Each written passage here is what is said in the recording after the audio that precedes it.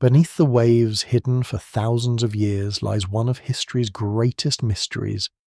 Ancient legends speak of a powerful kingdom swallowed by the sea, its cities, temples, and secrets, lost beneath the ocean floor. But what if those stories were more than myths? Tonight we journey into the depths to uncover the evidence, the mysteries, and the forgotten world that may still rest beneath the water. From sunken ruins to vanished civilizations, this is a story that challenges everything we think we know about the ancient past. Before we dive in, make sure to like this video, subscribe to the channel, and join us for more fascinating journeys into history's greatest mysteries. Now let's descend beneath the waves and explore the lost kingdom under the ocean. Far below the restless skin of the sea, where sunlight thins into blue shadow, and the last bright fragments of the surface disappear, there are landscapes that do not belong to the ocean. There are valleys with the shape of old river courses, ridges that once stood dry beneath open air, dark forests buried in silt and stone surfaces worn by time before the tide ever touched them. In some places, divers move through water and see what looks at first like a strange arrangement of rock, only to realize that the shapes are too regular, too placed, too human to dismiss at once. In other places, fishing nets rise from the seabed with bones, tools, antlers, and fragments of lives that should have remained on land. The ocean, which appears from above to be one continuous moving surface, is also a cover, a vault, and sometimes a grave. The mystery begins with the simple fact that is easy to forget. The world's coastlines are not permanent. They only seem permanent because human lives are short. Villages rise beside harbours, cities spread along bays, temples face the morning sea, and generations learn to imagine the shore as a fixed boundary between one world and another. But the boundary moves, it creeps, breaks, floods, retreats, and returns. Over long spans of time, the sea does not merely lap at the edge of history. It rewrites the map on which history is allowed to happen. Somewhere beneath the modern ocean lies the memory of lands that once held people, animals, rivers, fires, and paths.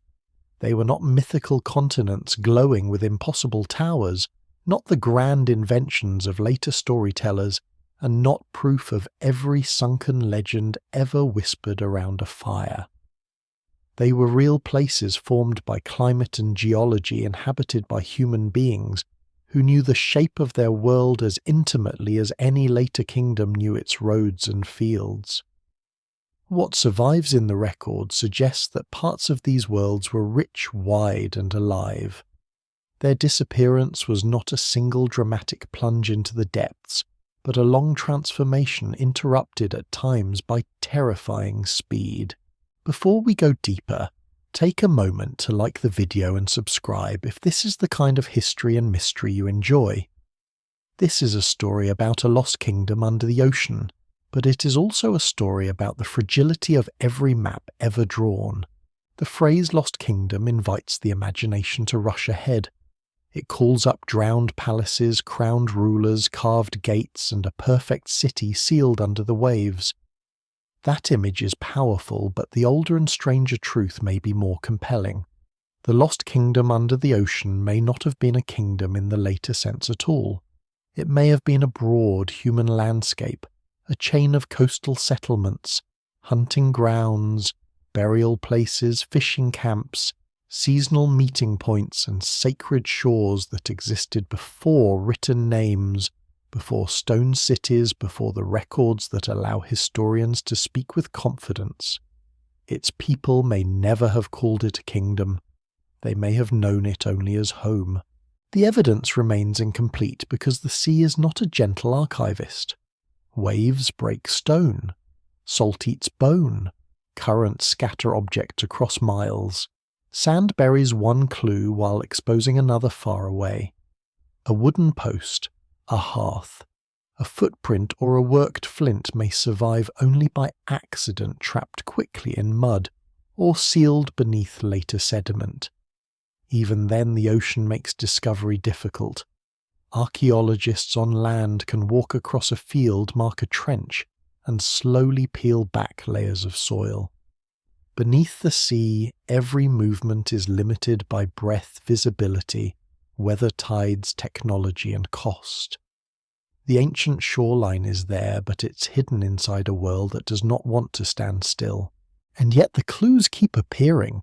Across the North Sea, fishermen have long brought up strange remains from the seabed: mammoth bones, deer antlers, stone tools, and pieces of a vanished plain that once connected Britain to the European mainland. Off the coast of Israel, the submerged site of Atlit Yam preserves evidence of a Neolithic community, including stone structures and human burials beneath the water. Near southern Greece, Pavla Petri reveals the plan of an ancient town lying just offshore, with streets and buildings still faintly legible under the sea. Around the world, drowned forests emerge at low tide, ancient tree stumps stand in tidal flats, and seabed surveys trace rivers that no longer flow in daylight. These are not all the same story, and they do not all belong to the same age.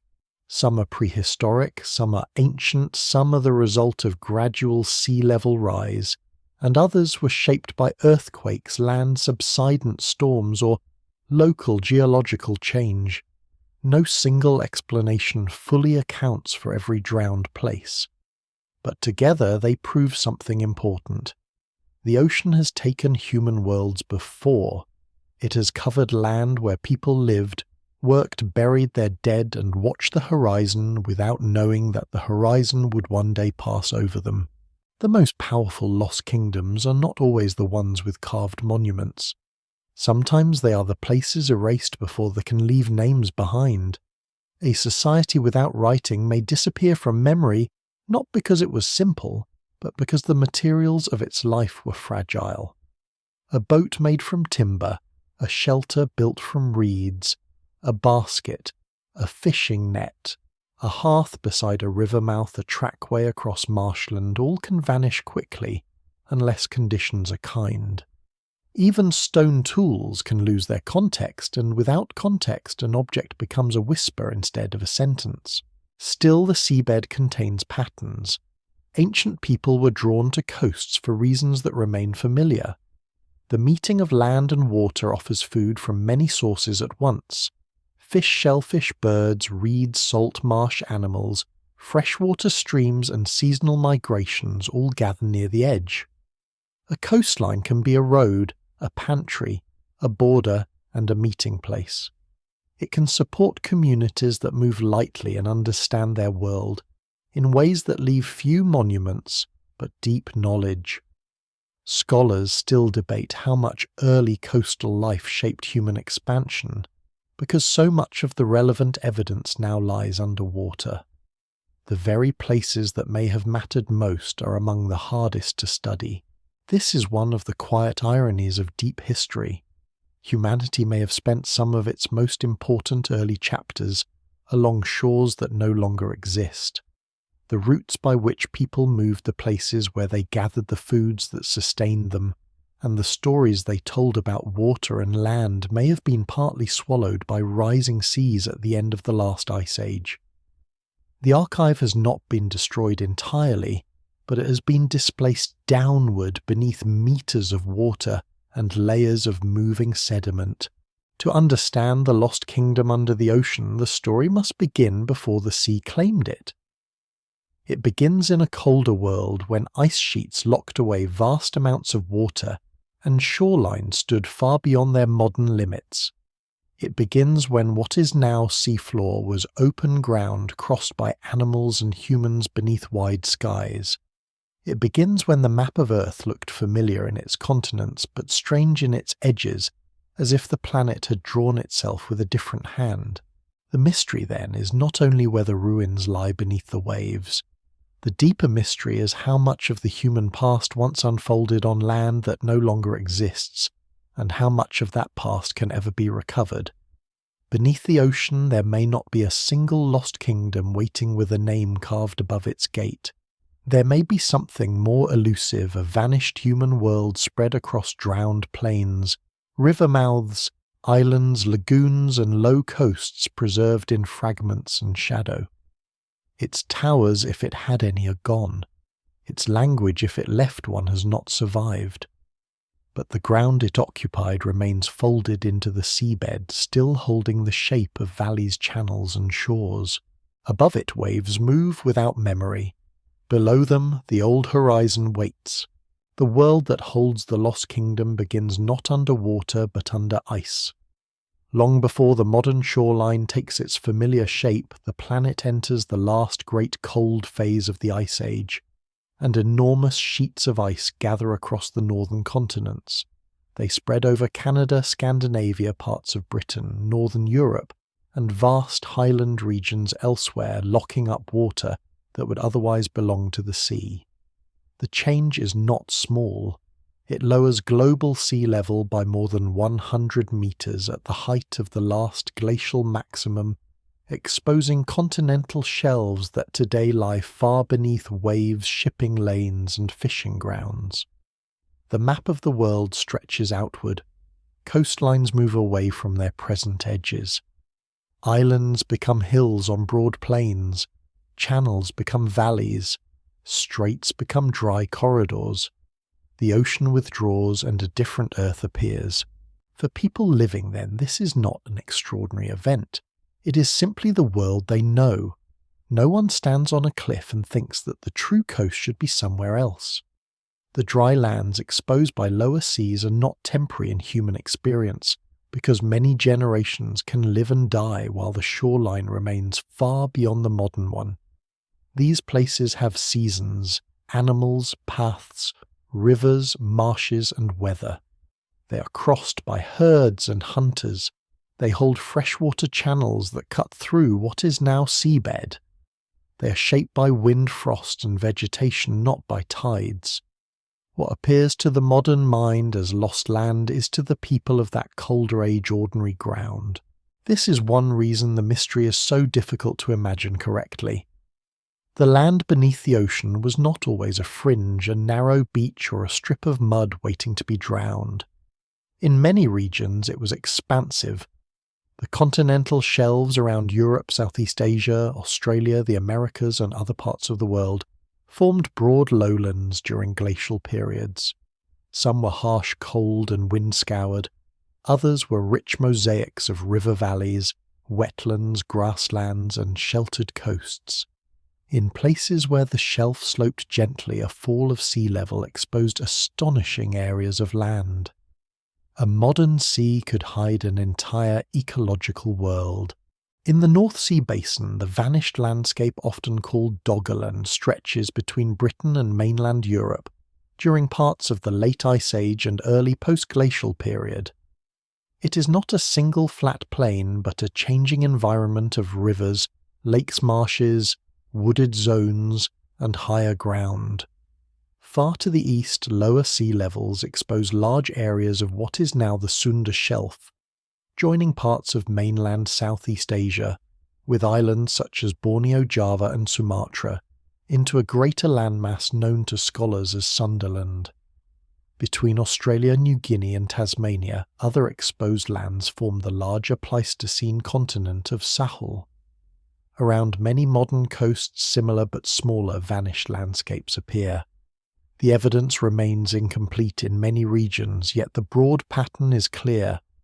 Ice pulls water from the ocean, and the edge of human possibility moves with it. These exposed worlds are not empty geological curiosities. They matter because humans are already present, adaptable, observant, and increasingly capable of moving through varied environments. By the late Ice Age, Homo sapiens has spread across much of the planet, living in deserts, forests, cold plains, mountains, coasts, and river valleys. Other human relatives have already vanished or are near the end of their time, leaving modern humans as the main witnesses to a changing Earth. Their lives are not organized around borders drawn on maps. They follow animals, plants, seasons, stone sources, water kinship ties, and memory. A coastline that stands 100 kilometers beyond its present position is not remote to them. It may be central. The exposed coastal plains offer a special kind of abundance. Where rivers meet the sea, nutrients gather, wetlands draw birds and mammals, shellfish can be collected with skill and timing, fish runs may return season after season, driftwood reeds bones, hide stones, and plant fibres provide materials for tools, shelters, and fire. Some coastal people may move between inland and shoreline resources as seasons change. Others may return repeatedly to the same estuaries or lagoons, building a relationship with place that leaves only faint traces. What survives in the record suggests that early human communities often understood coastal environments deeply, even when later rising seas removed the evidence from easy reach. There is a lesser-known problem hidden inside this picture. Archaeology has often been forced to study the past from the land that remains, not from the land where people may actually have preferred to live. Modern excavations reveal caves, inland camps, river terraces, and upland sites because those are accessible. But many Ice Age shorelines are now submerged. If people depended heavily on coastal routes and marine foods, much of that record may be missing from traditional archaeology. Scholars still debate the scale of this bias, but the concern is serious. The surviving map of early human life may be tilted toward higher ground, simply because lower ground disappeared. The ocean in this way creates a distortion in memory. It does not merely hide objects, it hides patterns of movement and settlement. A string of coastal camps could vanish beneath water, leaving only scattered inland sites that make the people seem more isolated than they were. A route followed along a now drowned shore could disappear, making migrations look more difficult or mysterious. A rich estuary that supported repeated gatherings could be erased, leaving no obvious reason why people moved through a region at all. The absence of evidence is not always evidence of absence, especially when the missing evidence may lie beneath the sea. During the coldest millennia, the exposed lands are shaped by forces unlike those of the present. Near ice sheets, fierce winds sweep across open ground. Dust rises from glacial outwash plains. Animals adapted to cold environments move across tundra and steppe. In warmer or lower latitude regions, the exposed shelves may carry forests, savannas, mangroves, or wetlands depending on climate and geography. The idea of one universal drowned kingdom is misleading, because each vanished land has its own character. Some are bleak corridors, some are rich refuges, some are bridges between continents and islands, some are traps that later become isolated and drowned. The coastline itself is a moving system even before the Great Melt begins. Glacial climates are not perfectly stable. Sea levels rise and fall with pulses of ice growth and retreat. Storms reshape beaches. Rivers cut new channels across exposed shelves. Lakes form and vanish. People living near these shifting edges likely understand change as part of ordinary experience. They may watch dunes migrate, marshes expand, cliffs collapse, or tidal flats appear.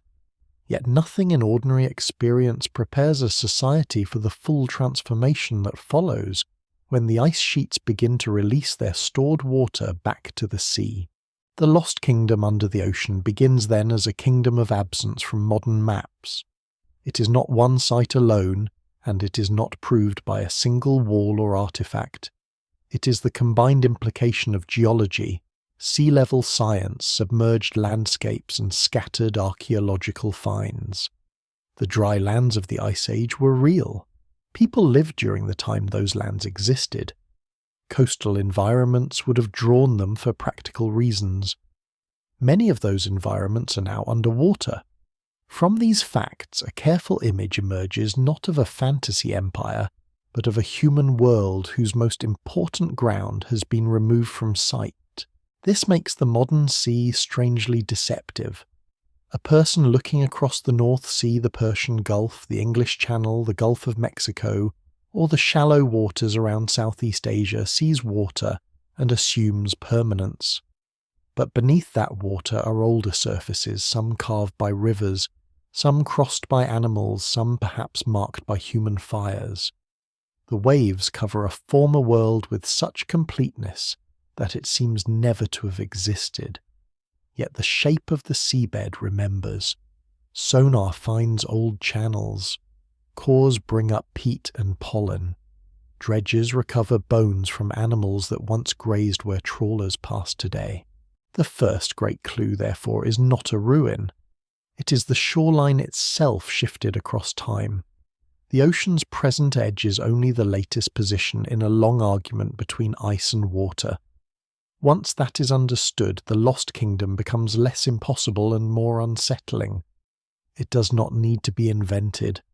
It only needs the sea to have risen over places where human beings once lived, and that the earth has already done many times. At the edge of the Ice Age, sea life gathers in layers. The land is not empty wilderness waiting for history to begin.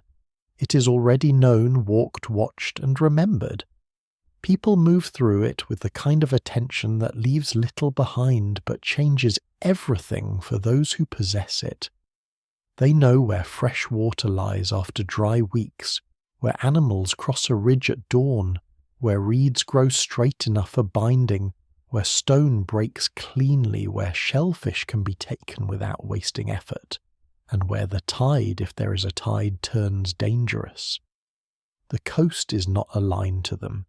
It is a living zone, a broad borderland of mudflats, dunes, river mouths, lagoons, marshes, cliffs, wooded slopes and open beaches, and each part has its own uses. The people at the water's edge do not live as citizens of a kingdom in the later sense. There are no tax collectors, no palace records, no carved royal names, no soldiers guarding a harbour wall. The evidence remains incomplete, and it would be misleading to imagine a prehistoric state where none has been shown to exist. Yet there can still be order memory territory, exchange ritual leadership, and inherited knowledge without the architecture of monarchy. Human societies do not need stone cities to become deeply rooted in place. A coastal plain can hold generations of experience long before anyone builds a monument that survives. Their world is rich because edges are rich. Where rivers slow before meeting the sea, fine sediment settles and wetlands form. Fish move through channels. Birds arrive in seasonal waves. Deer, wild cattle, boar, or other animals may come to drink. In colder regions, reindeer and horse herds might pass across open ground. In warmer regions, mangroves, estuaries, and tidal flats could offer a different abundance. Shellfish beds, though humble in appearance, can be extraordinarily important. They are predictable. They do not run away. They can feed children, elders, and skilled gatherers, while hunters range farther inland. What survives in the record suggests that coastal resources may have supported repeated occupation in many parts of the world, though scholars still debate how early and how extensively some shorelines were used. The lesser-known detail is that some of the most important coastal evidence may be almost invisible even when it survives. A stone tool catches the eye. A bone point can be recognized. A hearth might leave charcoal, but a fish trap made of wood, a net made of plant fibre, a basket, a mat, a hide boat, or a seasonal shelter can vanish without leaving a durable trace. In waterlogged mud, such materials may sometimes survive with astonishing delicacy, but only under the right conditions. Without those conditions, whole technologies disappear from the record. The people may have possessed skills that archaeology can only glimpse indirectly. A society that appears simple from its surviving stones may have been complex in perishable things. This matters greatly for the lost kingdom under the ocean. Coastal people often rely on materials the sea and marsh provide: reeds, cordage, wood, bone, shell, skin, and woven fibres. They may build light structures because mobility is useful, or because storms punish anything too rigid. They may return season after season to the same places without constructing permanent buildings. Their maps may live in memory rather than on clay. Their boundaries may be marked by landmarks, stories, burial places, and habitual routes, not walls. When the sea rises over such a world, it does not need to knock down towers. It only needs to soak scatter and bury the fragile evidence of daily life. The day begins before sunrise. Smoke thins over a low camp near a river mouth. The air smells of wet earth, salt, old ashes, and plants crushed underfoot. Some people tend fire, others sort tools or check baskets. Children learn by watching before they are old enough to understand that they are learning. A broken point is not only discarded, it teaches the angle at which stone failed. A shell midden is not merely waste, it is a record of meals, seasons, choices, and returns. Bones cracked. For marrowfish, remains charred seeds, and worn stone edges can reveal habits that no myth preserves. The record is partial, but even partial traces show intelligence shaped by repetition. Along the shore, knowledge is timed. A resource that is easy at noon may be unreachable at dusk. A crossing may be safe in one season and deadly in another. Birds may arrive after weather shifts far away. Fish may run when water temperature changes. Shellfish must be gathered with care in places where toxins sometimes accumulate. None of this is random. The community survives because it has learned patterns across years. Some knowledge is practical, some social, and some may be sacred. Those sacred meanings are often the hardest to recover from material remains. Archaeology can identify a burial, an offering, or an unusual arrangement, but the inner meaning may remain beyond reach. No single explanation fully accounts for the emotional world of people who left no written account of themselves. At times, the coast also becomes a road. Moving along water can be easier than crossing dense forest-steep hills or arid interior land. Beaches, estuaries, and shallow waters guide travel. Boats or rafts where used expand distance and possibility. Even simple watercraft can connect groups separated by bays or channels. Stone from one region may appear in another. Shell ornaments may travel inland. Ideas may move with marriages, gatherings, seasonal hunts, and shared rituals. A drowned coast may therefore hide not only settlements but networks. What looks like a lost kingdom from a distance may in reality have been a web of communities connected by water kinship and movement. The people are not passive figures waiting for disaster. They adapt constantly. When a river changes course, they shift camp. When animals move, they follow or change diet. When storms reshape a beach, they learn the new shape. If the sea rises slowly within a lifetime, they may move back in stages, rebuilding on higher ground, returning to old places for as long as they remain usable. A grandmother may remember a freshwater pool that has become brackish. A hunter may walk across land his grandchildren will know as tidal mud. A child may hear of a burial place now too close to the waves. The transformation is gradual enough to be lived with, but deep enough to alter memory. This slow pressure may be one of the most haunting parts of the story. Modern imagination often prefers a single catastrophic night, because catastrophe gives the mystery a clean edge. But for many drowned landscapes, the loss is not one night. It is a long retreat. Paths become marshes, marshes become lagoons, lagoons open to the sea, higher ridges become islands, islands shrink. The old centre of life becomes a dangerous crossing, then a fishing ground, then a place known only in stories. Scholars still debate how different communities responded to these changes because the evidence is scattered and often submerged. Some may have moved easily, others may have lost places central to identity, burial, and memory. There is also the question of population. Late Ice Age and early post-glacial communities are often imagined as small and thinly spread, and many were. But small does not mean insignificant. A few families returning over centuries can create deep archaeological deposits. Seasonal gatherings can bring dispersed groups together. A coastal zone with reliable food can support repeated use and perhaps denser settlement than poorer inland regions nearby. The Lost Kingdom under the ocean may have been made not from dense cities but from persistence. The same river mouth visited again and again, the same high ground used as a lookout, the same shell banks harvested the same dead, buried near the same familiar water. Over time, such places become more than useful. They become meaningful. A bend in a river is where an ancestor died. A ridge is where people meet after winter. A grove marks a boundary. A beach yields the best shells for ornaments. A shallow channel is crossed only by those who know its hidden flaw. None of these meanings are visible on a sonar map. A submerged valley may look like geology, and it is geology, but it may also have been a remembered route through a lived world. The difficulty is not only finding artifacts, it is learning to see the seabed as former human country. This is why the Lost Kingdom remains both grounded and elusive. The strongest evidence does not point to a glittering empire beneath the waves.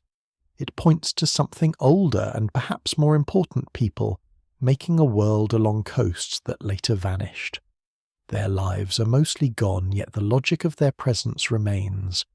Low sea levels created land. The land held resources. Humans used such resources wherever they could. Rising seas later covered many of those places. Between these facts lies a vast missing archive. The water's edge, once a place of food and movement, slowly becomes the future seabed. Fires burn where fish will one day pass overhead. Footprints press into mud that may later harden, drown, or disappear. A child carries a shell away from the shore, and thousands of years later the shore itself is gone. The people do not know they are living in a lost kingdom. They know the smell of smoke, the pull of nets, the cold of dawn, the paths of animals, and the sound of water moving at the edge of camp. History will lose their names, but the ocean has not completely erased the world beneath them. The Lost Kingdom before memory is not a single place that can be pointed to on a modern chart. It is a shape formed from absence, a human world inferred from coastlines that have moved shelves that have drowned and scattered traces that surface from the seabed like fragments of a broken story. To call it a kingdom is to use a later word for an older condition. The people who lived there may have had leaders' alliances, rules of access, ritual places, and inherited rights to certain waters or hunting grounds. But they did not leave behind seals, crowns, coins, or written decrees. What survives in the record suggests something more fluid, and perhaps more fragile, a network of communities tied to a changing coastal landscape strong enough to endure for generations, yet made from materials and memories that the sea could almost completely erase. Before writing, before cities, and before formal states, people still organize the world around meaning. They divide places into known and unknown, safe and dangerous, ordinary and powerful. A river mouth is not just a river mouth if it feeds a community each spring. A ridge is not just high ground if it is where fires are lit during gatherings. A marsh is not merely wetland if it is where children first learn to track birds and where elders know plants that others miss. In this sense, a prehistoric coastal society can possess a kind of kingdom without needing a king. Its power lies in belonging, use memory, and repeated return. The drowned lands may have held exactly these kinds of territories. The shallow shelves exposed during low sea levels were often crossed by rivers descending from higher ground. Those rivers cut channels, formed wetlands, carried fish, and offered routes inland. Along them, people could move between ecological zones within a manageable distance. A group might spend part of the year near the coast, part in wooded higher ground, part along river valleys where animals pass through. Such movement does not make the society rootless. It can create a wider sense of home stretched across seasonal places. The evidence remains incomplete, but ethnographic comparisons and archaeological patterns both suggest that mobility and deep attachment to place can exist together. A surprising detail lies in the way ancient landscapes can preserve their shape after drowning. The sea may cover them, but it does not always erase them immediately. Beneath later sediment, old river channels, peat beds, lake margins, and even soil surfaces may remain. In some areas, researchers can reconstruct vanished terrain by combining seismic surveys, sediment cores, pollen analysis, and artifacts brought up by fishing or dredging. The result is sometimes startlingly detailed. A modern seabed can reveal the outline of a world where birch pine grasses, wetlands, and animals once formed a livable environment. It is not a ruin in the usual sense, but it is a map of lost possibility. This kind of evidence changes the way the Lost Kingdom must be imagined. It was not necessarily built upward in stone. It may have been spread horizontally across a landscape of usable places. Its architecture may have been mostly perishable: wooden posts, hide coverings, brush shelters, boats, fish weirs, drying racks, woven traps, paths pressed by feet, and hearths renewed over years. These things are ordinary, but ordinary things are the structure of life. A palace tells one kind of history. A fish trap tells another. A burial close to a settlement tells another still. The absence of monumental ruins does not mean the absence of social depth. The people of such a world may have measured wealth differently from later kingdoms. A reliable estuary can be wealth. Knowledge of a dangerous crossing can be wealth. Access to stone-shell salt, fresh water, and seasonal animals can be wealth. So can relationships with neighbouring groups. In a landscape where rivers, marshes, and shorelines create natural meeting points, exchange may flourish quietly. A toolstone from one area, a shell bead from another, a style of working bone or antler carried across distance, all suggest connection without requiring roads or markets in the later sense. Scholars still debate the scale and intensity of some prehistoric exchange networks, but the pattern of a long-distance movement of materials is clear in many regions. The idea of a kingdom before memory also rests on a deeper human habit. People turn useful places into storied places. Over generations, camps become ancestral. Hunting grounds gain rules. Water crossings gain warnings. Burial places hold emotion long after the mourners are gone. Even without writing, memory can be precise, especially when tied to movement, song ritual, and repeated practice. It may preserve the location of resources, the timing of seasons, the histories of families, and the dangers of certain waters. Yet memory is vulnerable when the landscape itself changes. When a shore moves, memory must move with it, or it becomes a story about a place that no longer exists. The first signs of loss may have seemed small. A low patch becomes wetter each year. A familiar pool tastes faintly of salt. A path across marsh grass softens underfoot. A storm cuts into a bank where old fires once burned. None of this announces the end of a world. Coastal people are accustomed to change, and their knowledge includes ways of adapting. They can shift camp, build farther back, use new channels, abandon poor ground, and return when conditions improve. But there is a difference between local change and planetary change. As the ice sheets begin to melt, the sea is not merely shifting around the edges, it is reclaiming whole regions over centuries and millennia. A lost kingdom of this kind does not fall in the way later kingdoms fall. There is no final battle at the gate, no last ruler, no official collapse recorded on a tablet. Its decline is measured in retreating hearths, abandoned shell beds, drowned burials, and routes that grow harder to cross.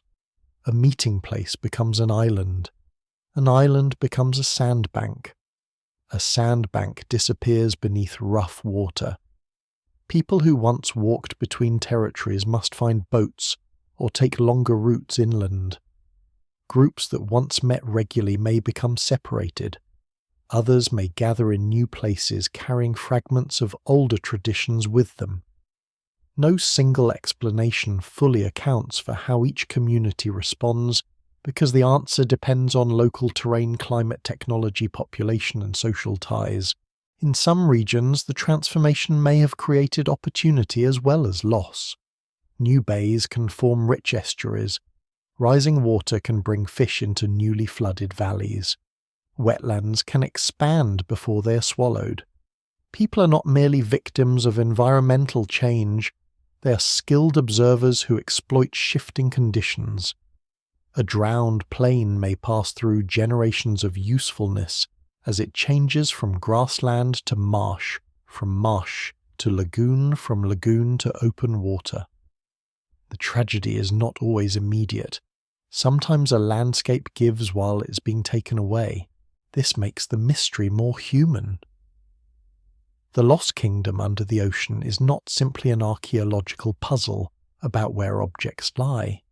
It's a story about people living through a slow rearrangement of reality. Their maps held in memory must be revised again and again. Their dead may rest closer to the tide each year. Their children may grow up hearing that the water was once farther away, just as people today hear that glaciers were once larger or forests once thicker. At first, such statements are family memory. Later, they become legend. Later still, they may become impossible to separate from myth. The ocean's rise also changes power. A group that controls a high ridge near a shrinking passage may become more important. A family with boats may cross where others cannot. A community with inland allies may survive more easily than one tied tightly to low ground. Access to fresh water may become critical as salt water pushes into river mouths and wetlands. These pressures are subtle, but they can alter social life. Environmental change rarely acts alone. It works through food movement, conflict, cooperation, health ritual, and memory. The sea rises as a physical fact, but its consequences are social. A kingdom before memory may therefore leave behind no capital, yet still leave a legacy. Its people may move inland and carry coastal skills with them. They may tell stories of drowned hunting grounds, vanished islands, dangerous floods, and old places beneath the water. They may preserve practical knowledge in altered form, remembering high refuges, safe crossings, or the behaviour of the sea during storms. Over centuries, such memories can become difficult to interpret. They may be reshaped by later cultures, attached to new gods, folded into flood myths, or reduced to warnings.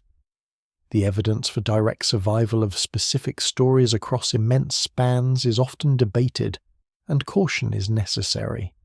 But it is not difficult to understand why drowned landscapes would leave deep marks on human imagination. The Lost Kingdom is most convincing when seen not as a single spectacular secret, but as a category of vanished human worlds. Some were small, some were broad, some may have held only temporary camps, while others supported long-term communities. Some disappeared gradually, and some were damaged by sudden events. They existed in different regions at different times, but they share one unsettling truth. Human history has always been tied to landscapes that can change beyond recognition. By the end of this earlier age, the coast is no longer only a place of gathering. It is becoming a frontier of retreat. The old lands still exist, but their future has already changed. Faraway ice is beginning to soften. Rivers of meltwater are starting to find their way toward the sea. The ocean lowered for thousands of years is preparing to return, and the people of the water's edge, with all their knowledge and memory, are living on ground that time has already marked for drowning. The Great Melt begins quietly, not as a wall of water rising in a single hour, but as a change in the balance of the planet. Ice that has held the world in its frozen grip starts to loosen. At first, the transformation is uneven and almost invisible across the scale of one life. A glacier withdraws from a valley. A summer lasts a little longer. Meltwater runs harder through channels that once stayed locked in ice. Plants return to ground that had been bare for centuries.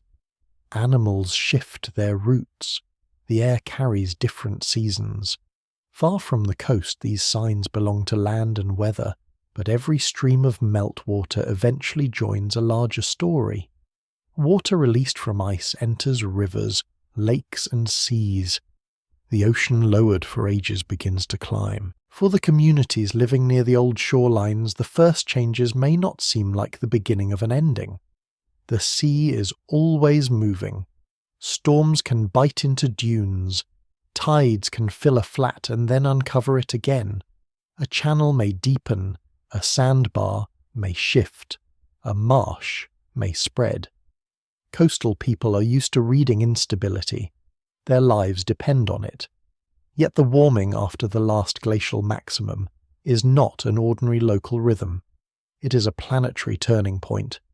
Across thousands of years, ice sheets shrink and the water stored inside them returns to the ocean, raising sea level by more than 100 meters from its glacial low stand to something close to the modern world. The change is gradual in the broad view, but to those whose camps, graves and gathering places lie on low ground, gradual does not mean harmless. The first losses are often small enough to invite adaptation rather than fear. A path once dry through much of the year becomes muddy. A freshwater marsh grows brackish near its lower edge. A reliable stand of trees dies as salt enters the soil. Fish appear in channels where animals once crossed. Shellfish colonize newly flooded flats. People adjust because adjustment is a human skill older than agriculture, older than cities, older than writing. Camps move upslope. Fires are lit farther from the water. Old fishing places are abandoned and new ones discovered. A changing coast can still feed those who understand it. For a time, rising water may even create rich new habitats, turning valleys into estuaries and low plains into wetlands alive with birds and fish. This is one of the complexities often lost in simple stories of drowning. The sea does not only destroy, it transforms. In the early stages of marine flooding, newly formed estuaries can become productive environments. Sediment, fresh water, salt water, plant life, fish, and birds interact in ways that create abundance. People may follow this abundance rather than flee from it. A place that is slowly being lost can also become useful in new ways. What survives in the record suggests that some communities likely adapted to these shifting environments for generations, exploiting marshes, lagoons, tidal channels, and coastal resources while the old land retreated behind them. The evidence remains incomplete, but human flexibility is one of the clearest patterns in prehistory. Still, adaptation has limits. A wetland can replace a grassland, but it cannot replace every memory attached to that grassland. A new estuary may bring fish, but it cannot preserve a burial ground that the waves cut open. A higher camp may be safer, but it is not the same place where grandparents once gathered. The Great Melt is not only a physical process, it is an emotional rearrangement of home. Places known by foot become places reached by boat. Places reached by boat become dangerous shallows. Dangerous shallows become open water. The old world does not disappear all at once, but each generation inherits less of it than the one before. The pace of sea level rise varies through time. There are periods of slower change and periods of faster rise influenced by the behavior of distant ice sheets and meltwater systems. Some pulses are large enough to matter profoundly, though their exact timing, causes, and regional effects are still studied and debated. In the broadest terms, the coastlines of the world migrate landward. Continental shelves that had been open for millennia begin to flood. Valleys become inlets. River mouths move upstream. Low islands shrink. The distance between familiar points changes. A route once taken on foot may require a crossing. A crossing once easy may become too wide for those without reliable watercraft. Imagine a community returning after a winter inland. The people expect change, but not this much. The lower camp is still there, though water stands where dry ground once held storage pits. The old hearths are damp. The nearest freshwater pool tastes wrong. Driftwood and seaweed lie tangled against a bank that was once far above the tide. They can still use the place, but its meaning has shifted. The camp is no longer secure. The sea has entered it not as a conqueror with banners, but as a presence that keeps returning. The people gather what can be gathered. They remember where things used to be. Then they make another camp farther back. Such scenes leave few clear traces. Archaeologists may find a layer of peat overlain by marine sediment, showing a former land surface drowned by rising water. They may recover pollen that reveals a change from woodland or marsh plants to marine conditions. They may identify submerged tree stumps rooted in place, evidence that forest once grew where waves now pass. They may find tools or animal remains, but linking those objects to a specific moment of human response is difficult.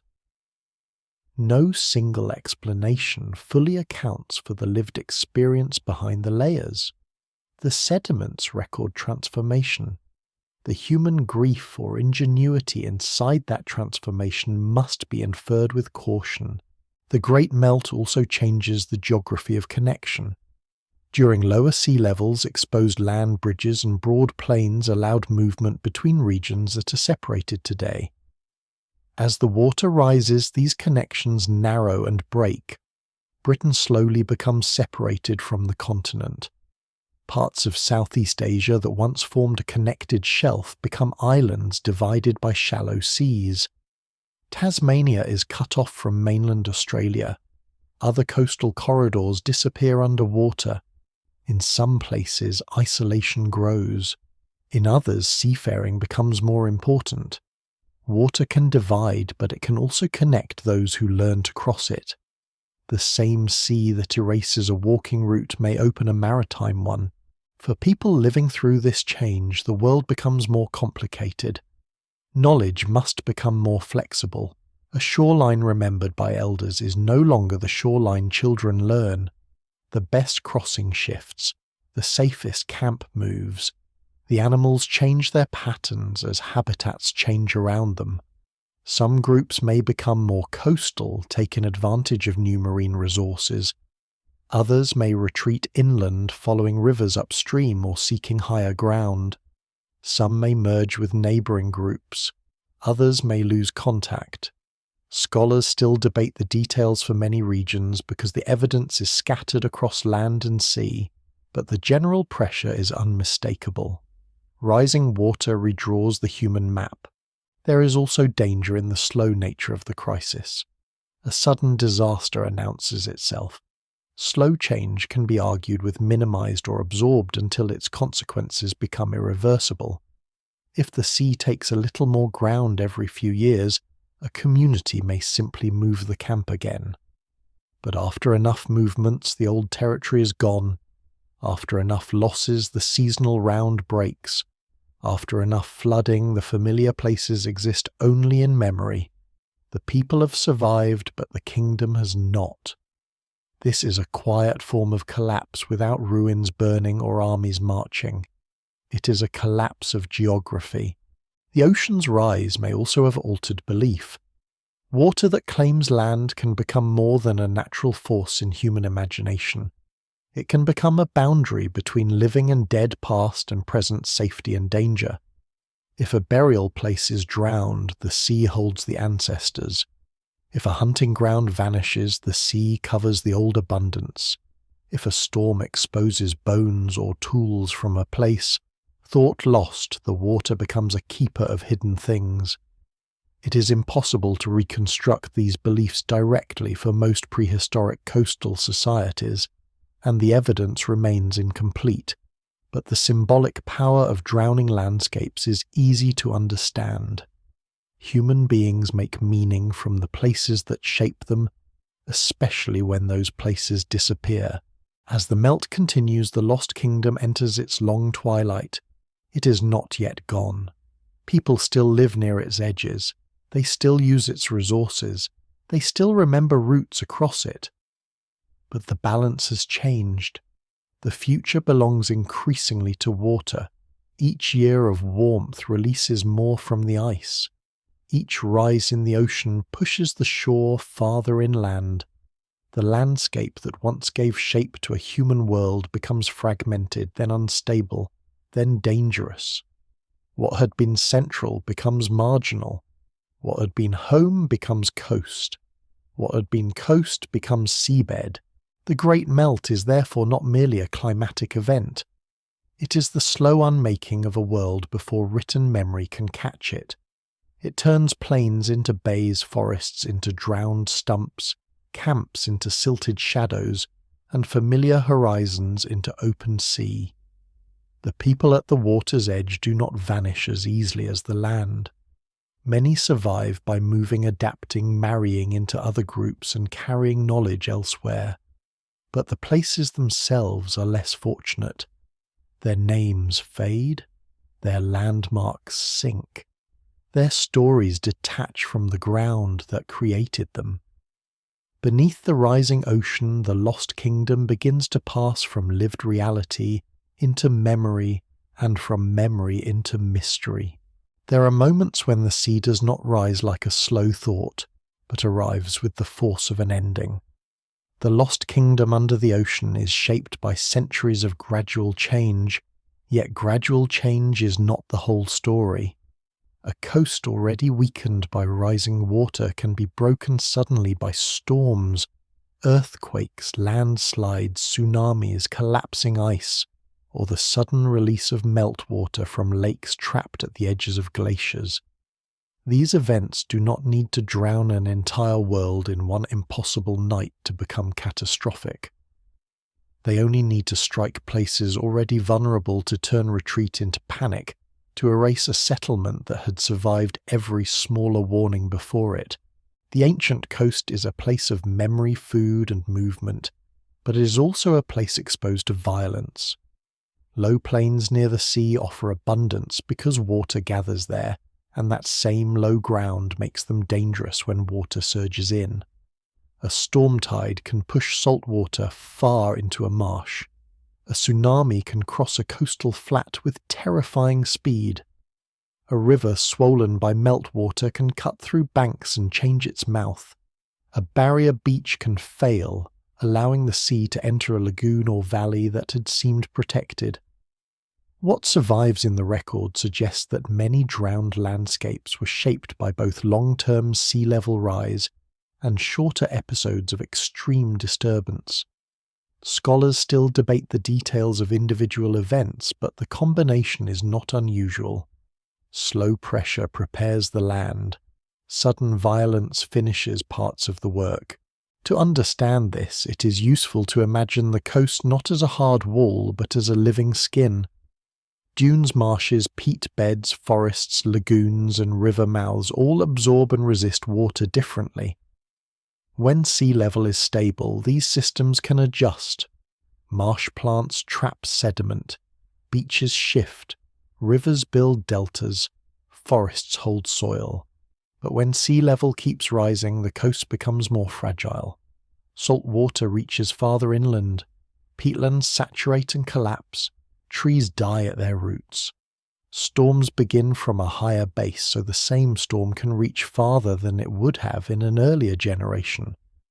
A community may think it is facing one disastrous season, when in fact the disaster is made worse by centuries of hidden change. Some of the most dramatic ancient floods begin far from the ocean. During deglaciation, enormous meltwater lakes form along the margins of ice sheets, dammed by ice sediment or landforms. When such natural dams fail, water can pour across landscapes in floods of almost unimaginable scale. These outburst floods carve channels, move boulders, drain lakes, and reshape valleys. Not every outburst directly affects coastal settlements, and it would be careless to tie every flood story to a single geological event. But meltwater pulses do contribute to changes in sea level, and regional floods can devastate riverine and coastal communities.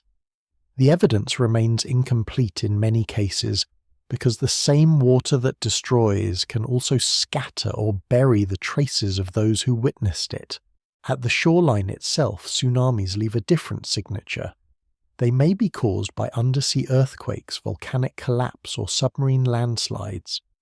A great wave can travel across open water almost unnoticed by those far from shore, then rise as it enters shallow seas. The first sign may be a strange withdrawal of water and exposed seabed fish stranded in sudden confusion, birds lifting from the flats. Then comes the return.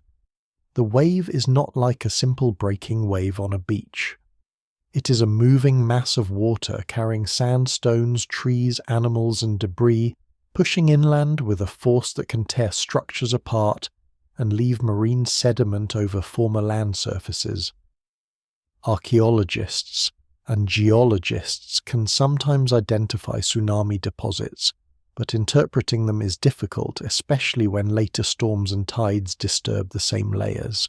One of the strongest examples linked to a drowned prehistoric landscape is the Storegga tsunami triggered by a massive submarine landslide off the coast of Norway thousands of years after the last glacial maximum. It sent waves across parts of the North Atlantic and North Sea, affecting coastlines that included the remaining lowlands of Doggerland. By that time, Doggerland had already been reduced from a broad landmass into a smaller and more fragmented world, with marshes, islands, and low coastal zones increasingly vulnerable to the sea.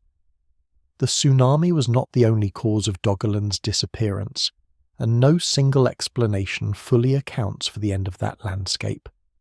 Rising sea levels were already doing the larger work, but a sudden wave could have devastated communities, destroyed camps, contaminated fresh water, and accelerated abandonment in places already near the edge. The human experience of such an event is almost impossible to recover fully. Sediment can record the wave. A buried layer of sand can show marine intrusion. Broken vegetation, transported material, and changes in deposits can speak to force. But fear leaves no fossil. A person running with a child from a flooding flat does not leave behind a sentence for archaeologists to read. A community returning to find its hearths buried, its traps broken, its dead disturbed, and its freshwater pools salted may leave only scattered objects and a change in where people lived afterward. The human part of catastrophe often survives as absence, yet absence itself can be meaningful. If a site is abandoned suddenly after evidence of flooding, if tools are left behind, if a formerly used area shows no later occupation, researchers may suspect that an event changed the value or safety of the place. Caution is always necessary. People abandon places for many reasons, and underwater contexts are especially difficult. But the pattern of abrupt environmental change matters. It reminds us that the lost kingdom is not only drowned by a rising line on a graph, it is battered by weather geology and the unstable edges of a warming world. Storms deserve their place in this story as well. They are less singular than tsunamis and often harder to recognize in the ancient record, but for coastal people they may have been the most familiar form of destruction. A powerful storm can reshape a shoreline overnight. It can flatten dunes, open inlets, drive salt water over fields or marshes and sweep away shelters. In a world without stone seawalls, satellite forecasts or rescue systems, such events require intimate knowledge and luck. People may know the signs: pressure in the air, unusual animal behavior, the color of clouds, the direction of wind, the mood of the water. Knowledge improves survival, but it does not make a low coast safe when the sea rises beneath the storm. In the centuries of post-glacial warming, storm impacts would have occurred against a changing background. A place safe in one generation might not be safe in the next. A storm remembered as exceptional by elders might become easier for younger people to imagine because the water now begins closer. The edge between normal hardship and catastrophe shifts. This is one of the hardest lessons of drowned landscapes. Disaster is not always an isolated event. Sometimes it's the moment when slow change becomes visible all at once. A sudden flood also changes memory differently from gradual loss. Slow sea level rise may become a story of retreat of old places farther seaward, of grandparents who remember a different shore. A tsunami or storm surge becomes a story of terror, survival and warning. It may mark a before and after. It may teach people not to camp on certain flats, not to ignore the withdrawal of water, not to trust a barrier ridge, not to build too near a river mouth. Whether specific ancient stories preserve such memories over thousands of years is difficult to prove, and scholars still debate claims about deep time oral traditions. But it is reasonable to think that extreme events leave powerful social marks. Human memory is drawn to danger because remembering danger can save lives. The lost kingdom under the ocean may therefore have carried two kinds of memory at once. One is the long memory of a changing shore passed down through observation and movement. The other is the sharp memory of events that broke the pattern the night water entered the camp, the morning the sea withdrew and returned the storm that opened the lagoon, the flood that changed the river's mouth. Over generations these memories could merge.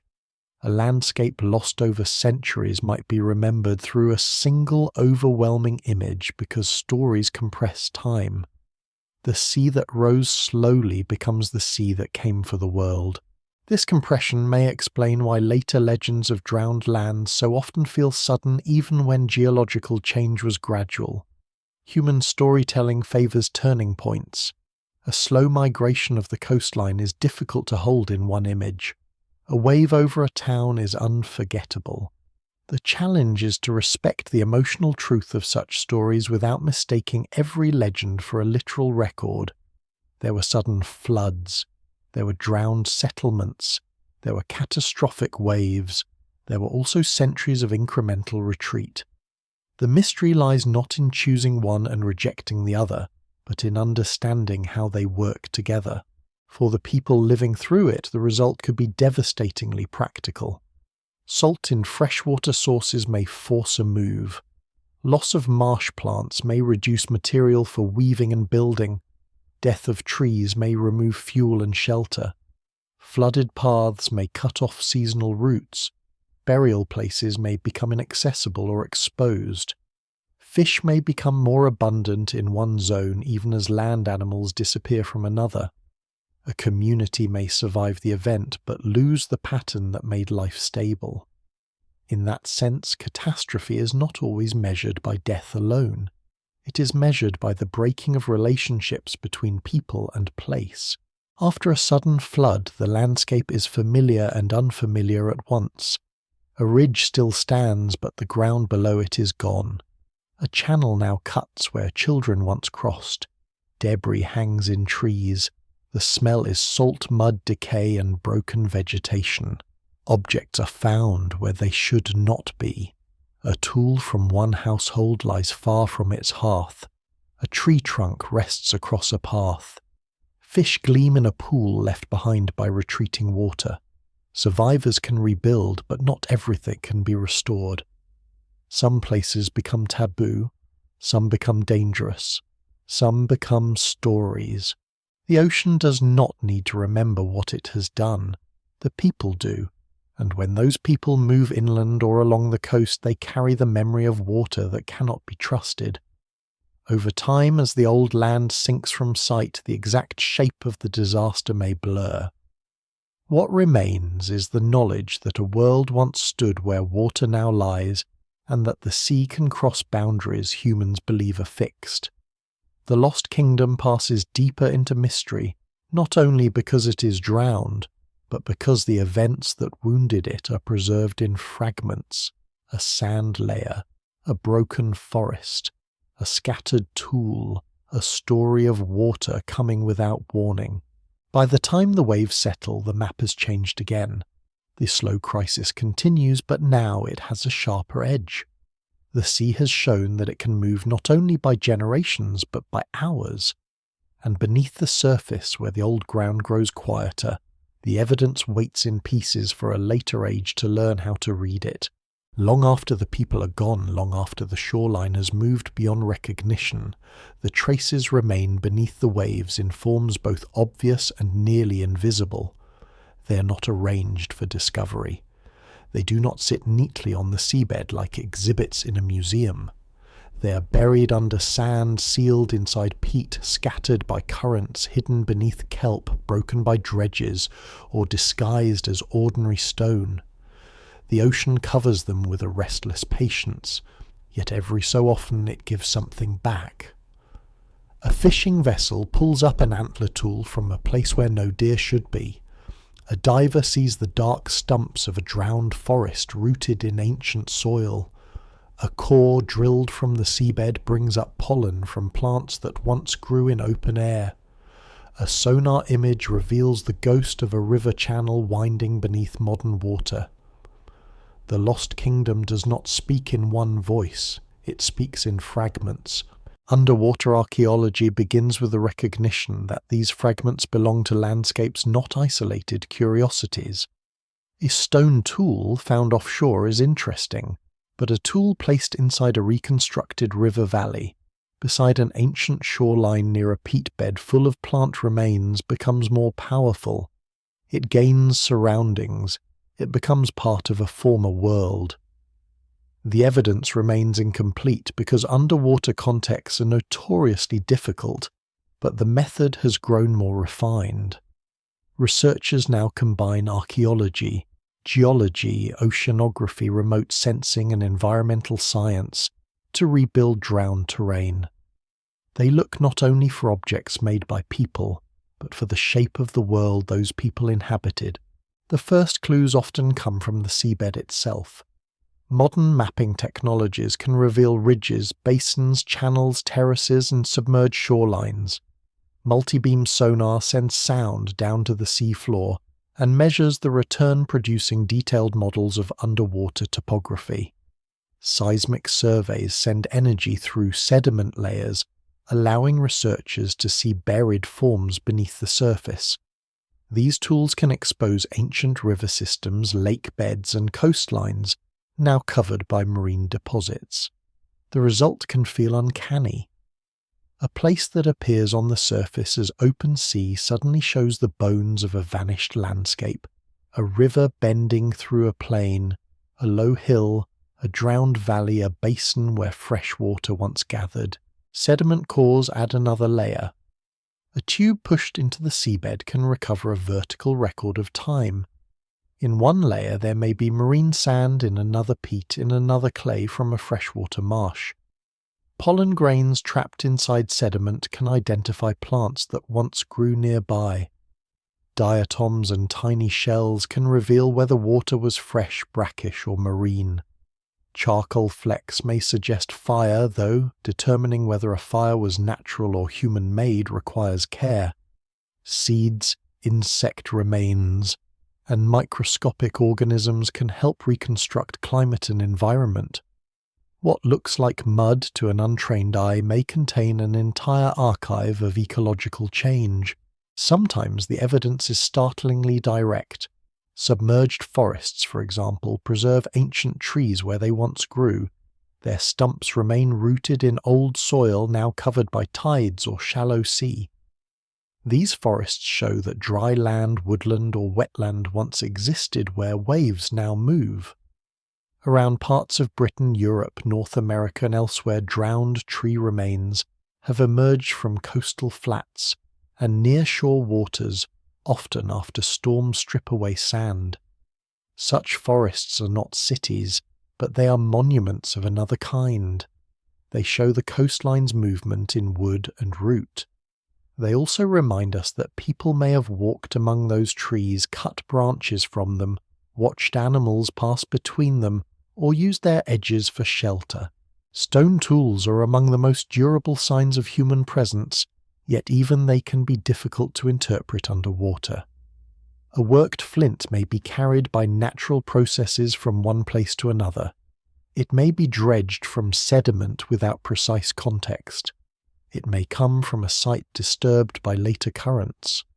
Archaeologists must ask where it was found, how it was deposited, whether it is truly human-made, and what other evidence surrounds it.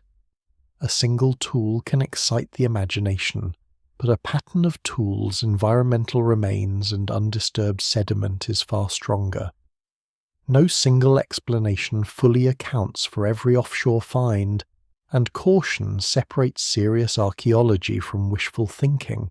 There are also footprints among the most intimate traces any ancient person can leave.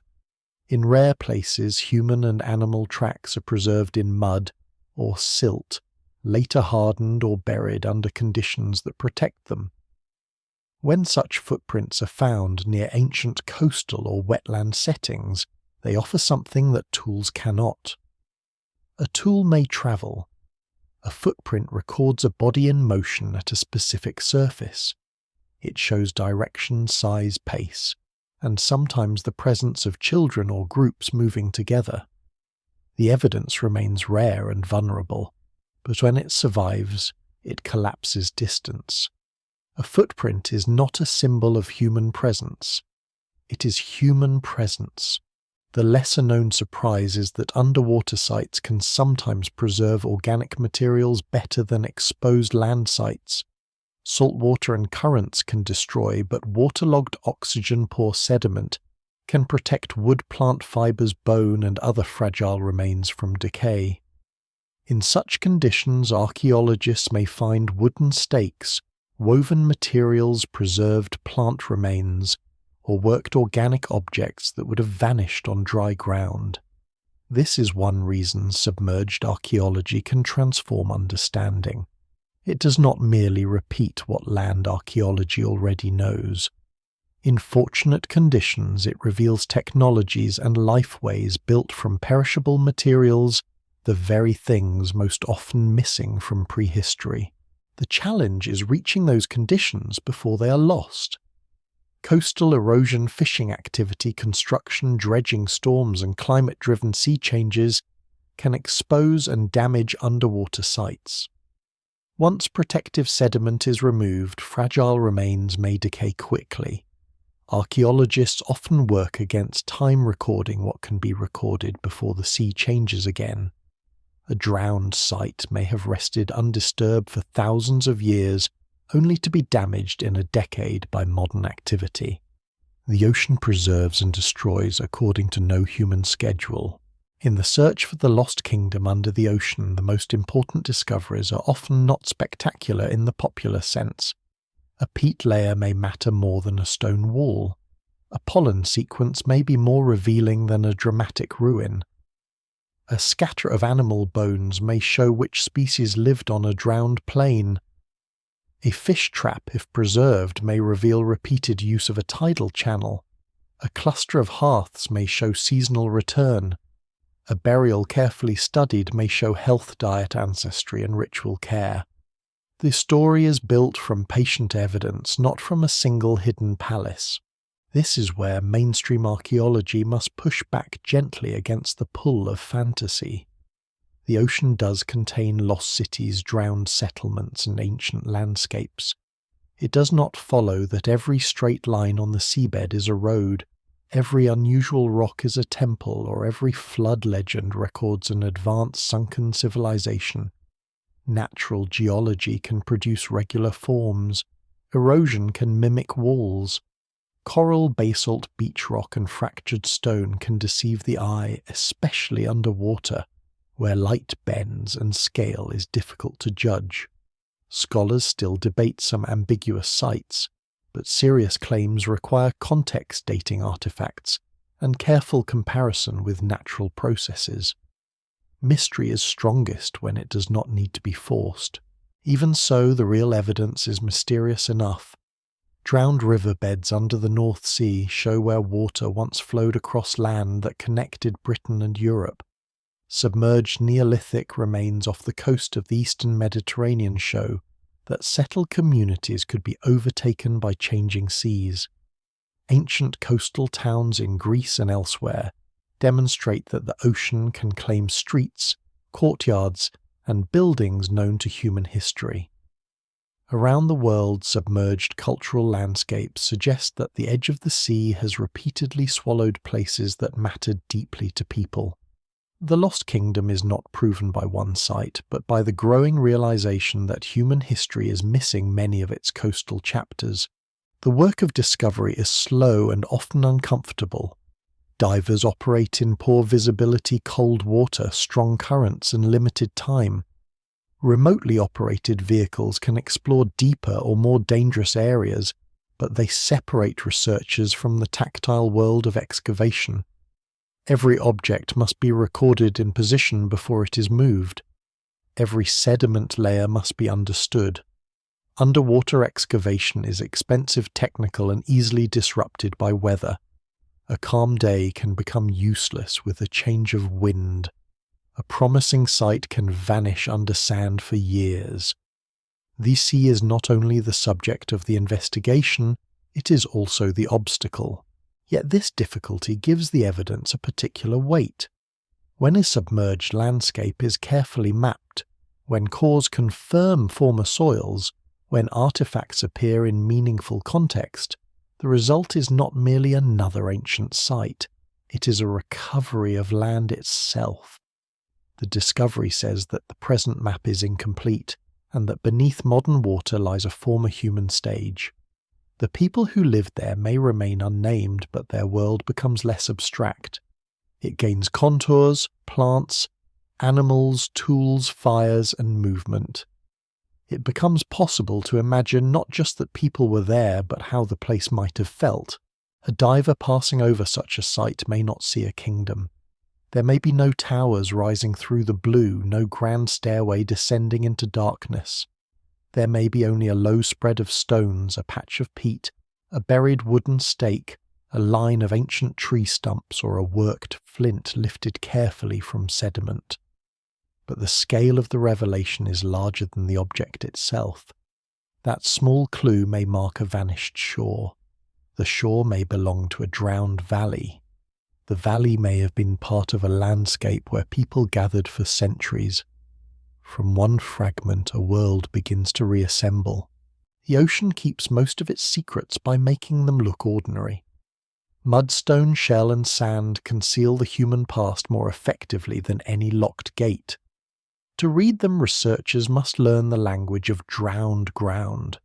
They must understand how rivers leave their shapes, how forests die under salt, how storms rearrange layers, how tools fracture, how pollen travels, and how people choose places to live. The lost kingdom under the ocean is not waiting to be found whole. It is being reconstructed clue by clue in the space between what the seabed preserves and what time has taken away. And with each recovered trace, the old world sharpens slightly. The drowned horizon becomes a former plain. The plain becomes a habitat. The habitat becomes a place of human decision. The sea remains above it, restless and indifferent, but beneath that movement the fragments endure. They are enough to show that the mystery is real, even if its full shape remains beyond reach. Among all the drowned landscapes that haunt the edges of human memory, Doggerland stands as one of the clearest and most unsettling. It is not a legend first, not a poetic invention, not a tale built around a vanished golden city. It is a real prehistoric world that once stretched across much of what is now the southern North Sea, joining Britain to mainland Europe, in a wide expanse of lowlands, rivers, marshes, lakes, wooded ground, and higher ridges. Today ships cross above it without seeing it.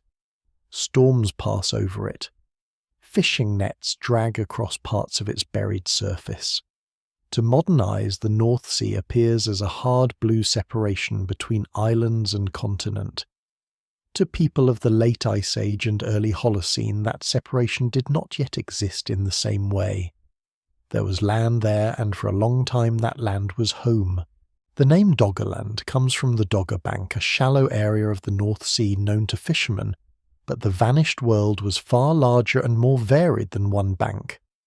During periods of lower sea level, Britain is connected to the European mainland by broad plains. Rivers flow across the basin. The Thames, the Rhine, the Meuse, and other water systems help shape the region in ways that are still being reconstructed. The land changes repeatedly as climate warms, ice retreats, and sea level rises. It is never a fixed country in the political sense. It is a moving landscape, and that is part of its mystery. Doggerland is not one snapshot. It is a sequence of worlds occupying the same basin at different times. At its height as a human landscape, Doggerland likely offers a mosaic of resources. There are wetlands rich in birds and fish, open areas where animals graze, river valleys that guide movement, and wooded zones that provide fuel, shelter tools and cover. In the Mesolithic period, after the last ice age has begun to soften, but before farming fully transforms northwestern Europe, hunter-gatherer communities move through such environments with practiced skill. They are not primitive wanderers in a blank wilderness. They are specialists in a world of seasonal abundance and risk. What survives in the record suggests that the North Sea basin would have been attractive to people who knew how to live from rivers, marshes, coasts, and forests. Much of the evidence for Doggerland first arrives not from planned excavation but from accident. Fishermen working the North Sea bring up bones of mammoth woolly rhinoceros aurochs, red deer, and other animals from the seabed. Alongside animal remains, worked flints and barbed antler points appear objects shaped by human hands. These finds are strange because they emerge from a place that is now underwater, but they make sense once the seabed is understood as former land. The bones are not evidence that animals lived in the sea. They're evidence that the sea has moved over the animal's old world. The lesser-known detail is how industrial activity, especially fishing, dredging, and seabed extraction, has both damaged and revealed the lost landscape. Trawlers and dredges can disturb archaeological contexts, making careful interpretation harder. Yet they have also recovered artifacts that alerted researchers to the scale of what lies below. In some cases, sand and gravel taken from the seabed have brought ancient material to modern shores where sharp-eyed collectors and archaeologists recognize worked flint or fossil bone. This creates an uneasy relationship between discovery and destruction. The same processes that expose Doggerland can also tear it apart. Modern research has turned Doggerland from a scattering of curiosities into a mapped prehistoric landscape. Seismic data originally gathered for offshore industry has helped reveal buried river channels, valleys, lakes, and landforms under the North Sea. Environmental evidence from cores has added detail about vegetation and climate. Peat deposits, pollen, and ancient sediments show that the region included changing habitats through time. The result is not a single lost city but something broader. The outline of a country without surviving names, a place large enough to hold generations of human experience, and yet almost entirely absent from traditional history because it drowned before writing reached it. This is what makes Doggerland so powerful in the story of the lost kingdom under the ocean. It shows that a vanished human world does not need a mythic capital to matter. It can matter because it once formed the centre of movement between lands that are now separate. It can matter because it held animals' roots, food sources, camps, and memory. It can matter because it changes the way the map of Europe is imagined. Britain was not always an island in the way it later became. Its isolation is a relatively recent condition in deep time. For thousands of years, the land between Britain and the continent was not empty sea but a place in itself. As the climate warms and sea level rises, Doggerland begins to shrink. The process is long. Low-lying areas flood first. River valleys become estuaries. Marshlands expand and then drown. Higher areas remain as islands or peninsulas for a time. Communities living there may adapt, moving through a changing landscape and using new marine resources as they appear. The old world does not vanish in one breath. It fragments. What was once connected becomes broken by channels. What was once a plain becomes a chain of wetlands and islands. What was once a route becomes a crossing. The geography of daily life changes slowly enough to be endured, but steadily enough to be irreversible. The Storegga tsunami gives this slow transformation its sharpest known wound.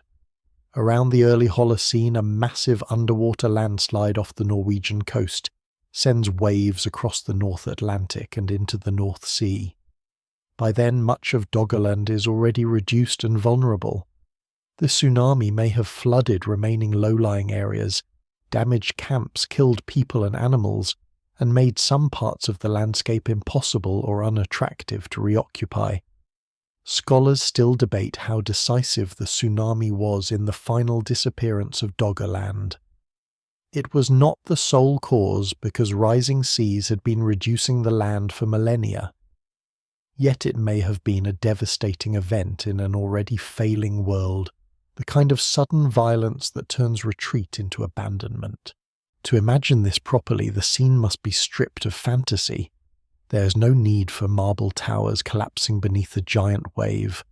The reality is quieter and more severe. A low Mesolithic landscape, already wet and fragmented, lies beneath a sky that gives no warning legible to modern observers. People may be near the shore in marshland by channels or on higher patches of ground. Then water arrives, where it should not. It carries debris, salt, broken vegetation, sediment and force. It enters places that may have been used for generations. When it retreats, the land is not the same. Fresh water may be ruined. Camps may be gone. Bodies may be missing. Paths may be erased. The people who survive face a landscape that has become less trustworthy. Doggerland's end is therefore not one event, but a long narrowing of possibility. The rising sea removes ground. The changing climate alters habitats. Sudden flooding may accelerate abandonment. Eventually what remains disappears beneath the North Sea. Britain becomes fully separated from the continent. The old walking routes are gone. Later peoples will cross by boat, then by organised maritime travel, then by trade invasion and empire. But beneath all that later history lies a more ancient separation, one that happened not through politics but through water. The evidence remains incomplete, and the incompleteness is essential. No one can yet reconstruct every settlement, every movement, or every community that lived in Doggerland. Underwater archaeology in the North Sea faces immense challenges: deep sediment, disturbed contexts, poor visibility, heavy modern use, and enormous area. The people themselves left no written account. Their languages are gone. Their place names, if they had them, are gone. Their stories of the rising sea, if such stories existed, survive only as a possibility, not as proof. But the absence of names does not make them unreal. The land was real. The animals were real. The tools are real. The drowned channels are real. Human presence is not a fantasy imposed on the seabed. It is part of the evidence. Doggerland also forces a change in emotional scale. A submerged town is easier to picture because it has walls. A submerged plain is harder because its ruins are the landforms themselves. Yet the loss of a plain may matter more than the loss of a single settlement. It can remove an entire way of life, a network of paths and resources, a bridge between peoples, and a remembered world. When the North Sea covers Doggerland, it does not simply drown objects. It changes the future of Europe's geography. It helps create the island condition that will shape Britain's later history in ways no Mesolithic person could have imagined. There is a kind of dry understatement in the fact that one of Europe's most important lost landscapes was rediscovered partly through things dragged up by fishing gear. A harpoon point rises in a net. A mammoth bone appears on deck. A piece of worked flint arrives mixed with gravel. These are not grand revelations in the style of legend, but they are harder to dismiss. They are practical, physical, stubborn. They insist that the seabed once had weather animals and people. They remind the modern world that the ocean can cover not only ships and cities, but whole countries of experience. Doggerland remains under the water now, but not entirely beyond reach. Every survey, every core, every artifact adds a little more shape to its vanished fields and waterways. The lost kingdom under the ocean becomes clearer here than almost anywhere else, because Doggerland shows the full arc exposed land, human use, environmental richness rising, sea-sudden disaster, fragmentation, disappearance and rediscovery. It is not Atlantis. It is more important because it does not need to be Atlantis. It is a real drowned world, and its silence is the silence of places that vanished before history learned to write their names. Doggerland proves that a drowned world can be vast, prehistoric and almost nameless, but the ocean has also claimed places where human settlement becomes more visible in the ordinary archaeological sense. Streets, walls, courtyards, wells, burials, stone foundations and ritual spaces can lie under shallow water, close enough to shore that they seem less like legends than warnings. These sites do not all belong to the same period, and they do not tell one simple story. Some are Neolithic villages, some are Bronze Age towns, some are classical harbours, some are coastal settlements damaged by earthquakes, subsidence erosion, or changing sea levels. Yet together, they demonstrate a truth that is easy to overlook from the safety of the present shoreline. The sea has built human places again and again. One of the most evocative examples lies off the coast of Laconia in southern Greece, where the submerged town of Pavlopetri rests beneath shallow water. Its ruins are not hidden in the black depths of an unreachable abyss. They lie close to the modern shore, visible enough for mapping, yet distant enough in time to feel like a message from another world. Pavlopetri preserves traces of streets, buildings, courtyards, tombs, and a plan that belongs to an organized settlement. It is often discussed as one of the oldest submerged towns known with such a clear layout. The evidence suggests occupation during the Bronze Age with roots, possibly earlier, and its remains give a rare view of an ancient coastal community, whose physical arrangement can still be read after drowning. Pavlopetri matters because it corrects the imagination. A sunken place does not need to be impossible, mythical, or fantastically advanced. It can be a real town built by people who trade store goods, raise families, bury their dead, and move through streets that one day fill with fish and sand. Its drowning is not proof of a vanished super-civilization, but it is proof that the border between land and sea can pass directly over the human world. A courtyard becomes seabed, a grave lies under water, a street becomes a channel for waves. The transformation is quiet now because the disaster is long finished, but the stones still hold the shape of ordinary life interrupted by geology and time. Farther east off the coast of Israel, Atlit Yam offers an even more intimate and older kind of submerged settlement. It dates to the Neolithic period when communities in the region are living with farming, herding, fishing and complex ritual practices. The site lies beneath several meters of water and has preserved stone structures, wells, burials, animal remains, plant evidence and human skeletons. Among its most striking features is a semicircle of standing stones near what was once a freshwater source, along with burials that give insight into health, diet, and disease. What survives in the record suggests a community deeply tied to both land and sea, using coastal resources while participating in the broader transformations of the Neolithic world. Atlit Yam is especially important because it shows how the ocean can preserve a village in a state that would be difficult to find on exposed land. Waterlogged conditions can protect organic remains, and rapid burial can seal evidence that wind ploughing later building or erosion might destroy elsewhere. Yet the same sea that preserves also threatens. Underwater sites can be damaged by storms, currents, development, and shifting sediment. The evidence remains incomplete, and every interpretation depends on careful excavation, dating, and environmental reconstruction. Still, Atlit Yam makes one fact unavoidable. Coastal communities with houses, wells, food systems, burials, and ritual spaces have been drowned within the span of human cultural history. The site also contains a lesser-known human detail that changes the emotional tone of the story. Some skeletal remains from Atlit Yam show evidence associated with disease, including signs that have been discussed in relation to tuberculosis. The interpretation of ancient disease is always technical and cautious, but such evidence reminds us that drowned settlements were not abstract diagrams of stones. They were places where bodies aged, suffered, healed, and died. The sea did not cover an idea. It covered households, illnesses, meals, work, and mourning. The lost kingdom under the ocean is built from these ordinary realities more than from grand architecture. There are other drowned or partly submerged places around the Mediterranean and beyond, each shaped by local history.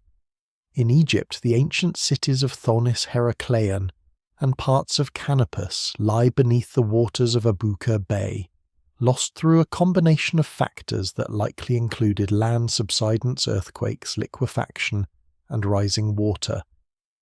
These were not prehistoric camps, but historic cities connected to trade, religion, and political power. Their statues, inscriptions, temples, anchors, and harbour remains show a very different kind of sunken world from Doggerland or Atlit Yam. They belong to literate societies, yet even they disappeared from sight for centuries, remembered in texts and recovered through underwater archaeology.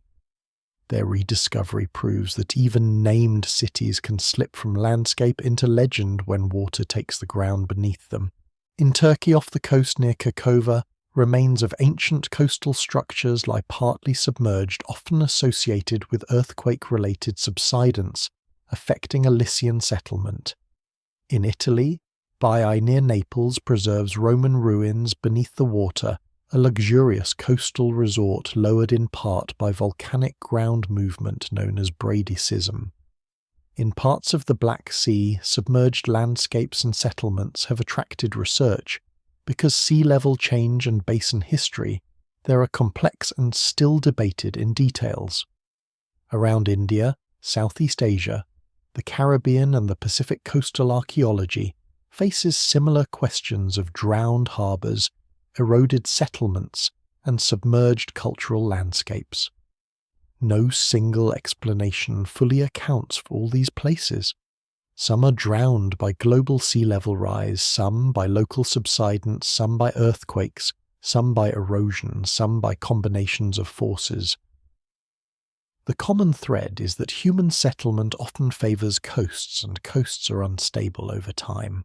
This creates a pattern with deep consequences. People build near water because water gives life. It brings food, transport, trade, fertile soils, communication, and identity. Harbours become centres of exchange. River mouths become gateways inland. Lagoons provide fish and shelter. Freshwater springs near the shore attract settlement. Yet the very advantages that draw people to the coast place them in the path of change. A town built for access to the sea may be exposed when the sea rises, when land sinks, when storms intensify, or when an earthquake lowers the coast. Human success at the edge can become vulnerability. The lost kingdom under the ocean is therefore not one category of site but a spectrum. At one end are prehistoric landscapes like Doggerland, where the main ruins are landforms, sediments, tools, bones, and faint traces of movement. At another are settled villages like Atlit Yam, where the remains of houses, wells, burials, and food production make human life more visible. Farther along are towns like Pavlopetri, where streets and building plans preserve a recognizable urban or proto-urban order.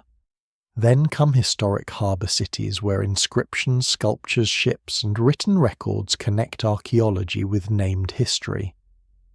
The ocean claims all of them in different ways, and each one teaches something different about loss.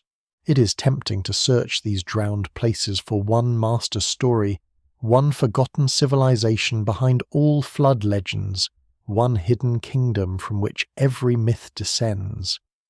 That temptation is understandable, but it leads away from the evidence. The real pattern is more complex and more interesting.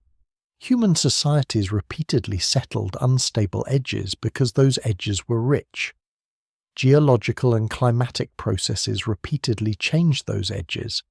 Some communities adapted, some moved, some places were abandoned gradually, some were damaged abruptly.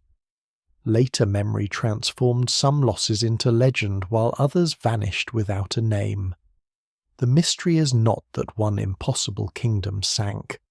The mystery is how many real human worlds have disappeared into water with only fragments remaining. Underwater cities also force a reconsideration of time. Pavlopetri Atlit, Yamthonis Heraklion and similar sites are separated by thousands of years, different cultures, different economies, and different causes of submergence. Yet a diver moving through any one of them encounters a similar inversion. What was once horizontal human space becomes underwater terrain. Streets are crossed by fish. Stones meant to hold walls now gather marine life. The surface above shifts with light. The silence is not the silence of emptiness, but of a place removed from the world that made it. There is also a practical lesson in these sites. They show that archaeology cannot stop at the modern shore. For many regions, the coastline of the past lies offshore, sometimes far offshore, and the human record follows it. If research remains only on dry land, the story of settlement, trade, migration, and adaptation will remain incomplete. This is especially true for early coastal societies, but it also matters for later periods. Ports move, deltas shift, earthquakes lower land, storms erase harbours. The sea is not a boundary around the archaeological record. It is part of the record. The evidence from submerged settlements also gives weight to older and stranger possibilities, without endorsing unsupported claims. If a known Bronze Age town can lie underwater, if a Neolithic village can be preserved offshore, if a named Egyptian port can vanish beneath a bay, then it is reasonable to believe that many smaller, older, and less durable places remain undiscovered. It does not mean that every legend is true. It means that the world has room for loss on a scale human memory struggles to hold. The ocean covers both fact and fantasy, and the work of archaeology is to tell them apart without flattening the wonder. By the time these drowned cities enter the story, the lost kingdom under the ocean has gained sharper edges. It is no longer only a vanished plain beneath the North Sea, or a broad idea about Ice Age coasts. It is a chain of evidence across timeland can drown. Villages can drown, towns can drown, ports can drown, and memory can survive unevenly. Some places leave walls, some leave tools, some leave bones, some leave only a change in sediment. Each trace is partial, but together they reveal the same unsettling relationship between human ambition and the moving sea. The ocean does not choose between the simple camp and the wealthy harbour. It takes what lies low enough, what stands on sinking ground, what rests too close to a changing edge. It covers the nameless and the famous alike. Beneath its surface, the lost kingdom becomes many kingdoms, many settlements, many shorelines, many endings. Their stones and sediments do not tell a single legend, but they tell a deeper truth. The sea has always been close to civilization, not only as a road and a source of life, but as the force waiting patiently at the margin of the map. When land disappears beneath the sea, it does not always disappear from the mind. Long after a shoreline has changed, after the old paths have become channels, and the old camps have become seabed, stories may remain. They may not preserve exact dates, exact places, or exact causes. They may grow larger, stranger, and more symbolic with each generation. A remembered flood becomes a judgment, a warning, a boundary, a wound, or the beginning of a new age. A drowned valley becomes a kingdom. A lost island becomes a paradise, a punishment, or a place of the dead. Human memory does not behave like sediment. It does not settle in clean layers. It moves, combines, forgets, and transforms. Yet the persistence of drowned land stories across many cultures suggests that the sea's power to erase places has also shaped the imagination of humanity. The most famous sunken land story in the Western tradition is Atlantis, described by Plato as an island power that falls in a great catastrophe. Its later life has been far larger than its ancient source. Over centuries, Atlantis has been placed almost everywhere in the Atlantic, the Mediterranean, the Caribbean, Antarctica, the North Sea and beyond. Many claims are unsupported, and the popular search for Atlantis often reveals more about modern desire than ancient geography. Scholars generally treat Plato's account as a philosophical and political story, not as a straightforward report of a lost prehistoric empire. That caution matters. A real drowned settlement does not prove Atlantis. A submerged landscape does not prove a vanished advanced civilization. The ocean contains enough real mysteries without forcing them into one legendary mold. Still, Atlantis became powerful because it touches a fear older than Plato. It imagines that a human world can be swallowed, that greatness can stand at the edge of destruction without knowing it, and that the sea can turn confidence into silence. That emotional structure appears again and again in stories of drowned lands. In Wales, traditions tell of Cantra Gwaelod, a lowland realm lost beneath Cardigan Bay. In Brittany, the city of Ys is said to have been taken by the sea. Around the North Sea and Atlantic edges, tales persist of bells heard underwater, church towers lost offshore, or fields where waves now move. These are not archaeological reports in any simple sense, but they are cultural memories of coastal vulnerability shaped by places where storms erosion and rising water are part of lived experience. A lesser-known detail is that some drowned land traditions are attached to real intertidal remains. Along certain coasts, storms or low tides expose ancient tree stumps, peat beds, walls, or old land surfaces. People seeing these remains in past centuries without modern geology might reasonably imagine a lost forest village or kingdom beneath the waves. In some cases, the story may come first, and the visible remains reinforce it. In others, the remains may inspire the story. The evidence remains incomplete because oral traditions are difficult to date and often change form, but the relationship between visible drowned traces and local legend is deeply plausible. A dark line of ancient peat on the shore can become a memory anchor. A stump rooted in the tidal flat can become proof that the sea has trespassed into a former world. Flood stories are even more widespread. They appear in Mesopotamian literature and biblical tradition, in Greek myth, in South Asian traditions, in indigenous stories across many regions, and in countless local forms. It would be careless to claim that all of them record the same event.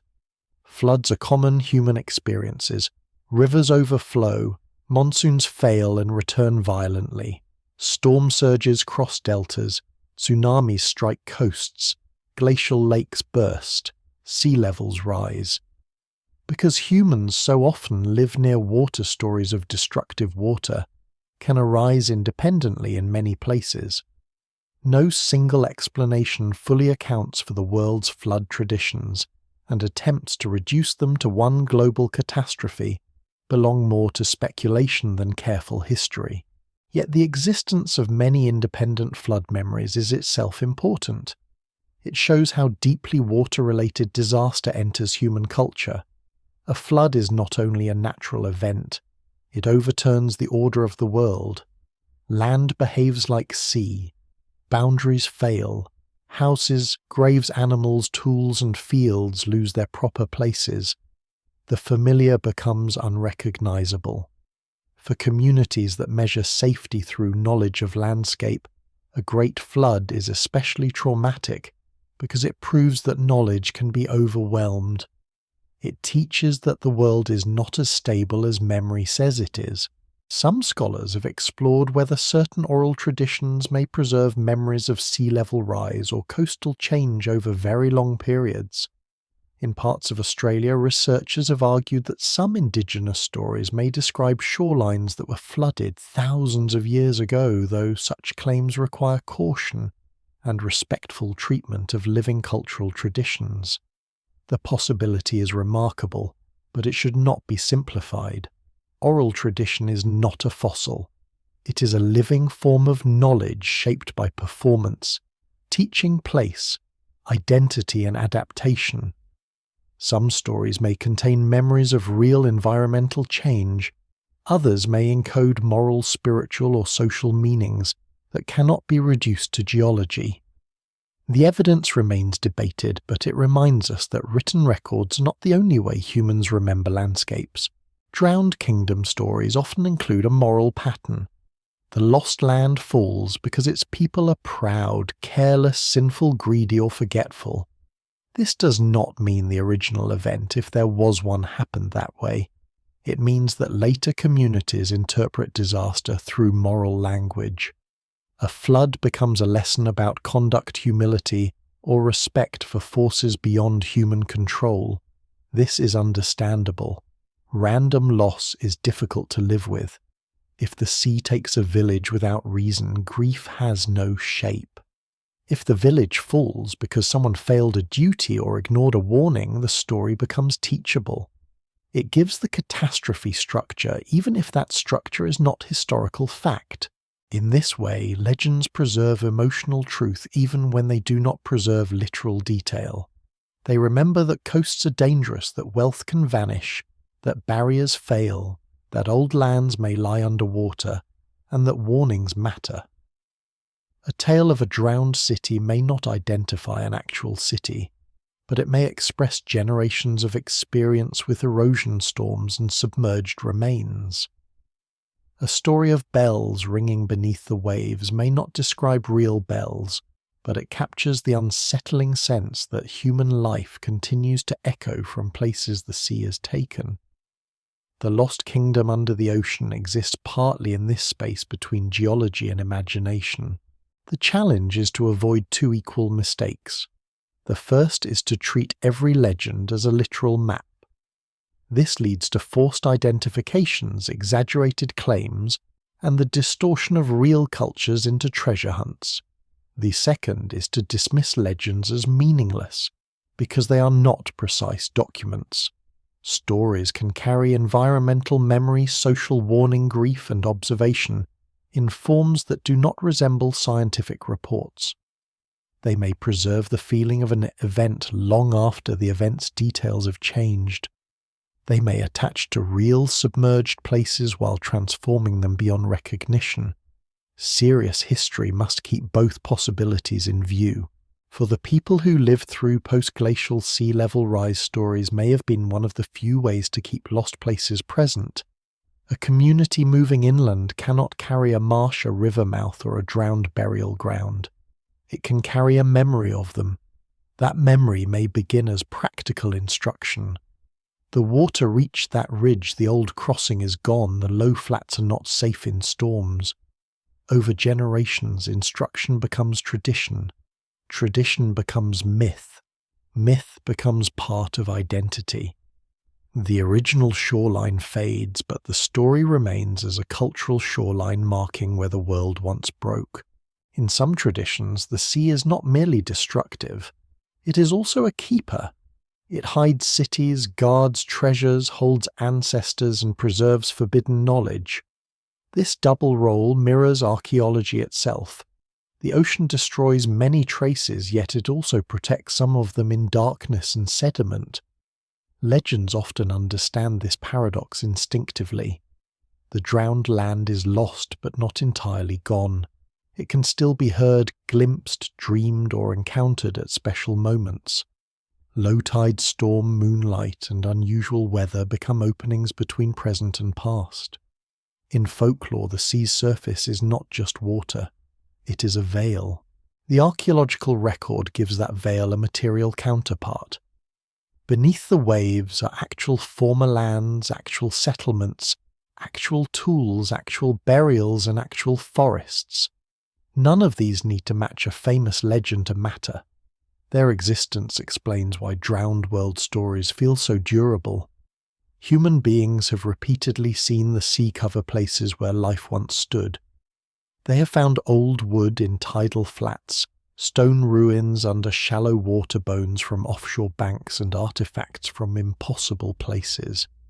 Even before modern science, such encounters would have demanded explanation. Stories fill the space between observation and understanding. The Lost Kingdom under the ocean then has two histories. One is the history written in sediments, artifacts, coastlines, and drowned topography. The other is the history written in human imagination.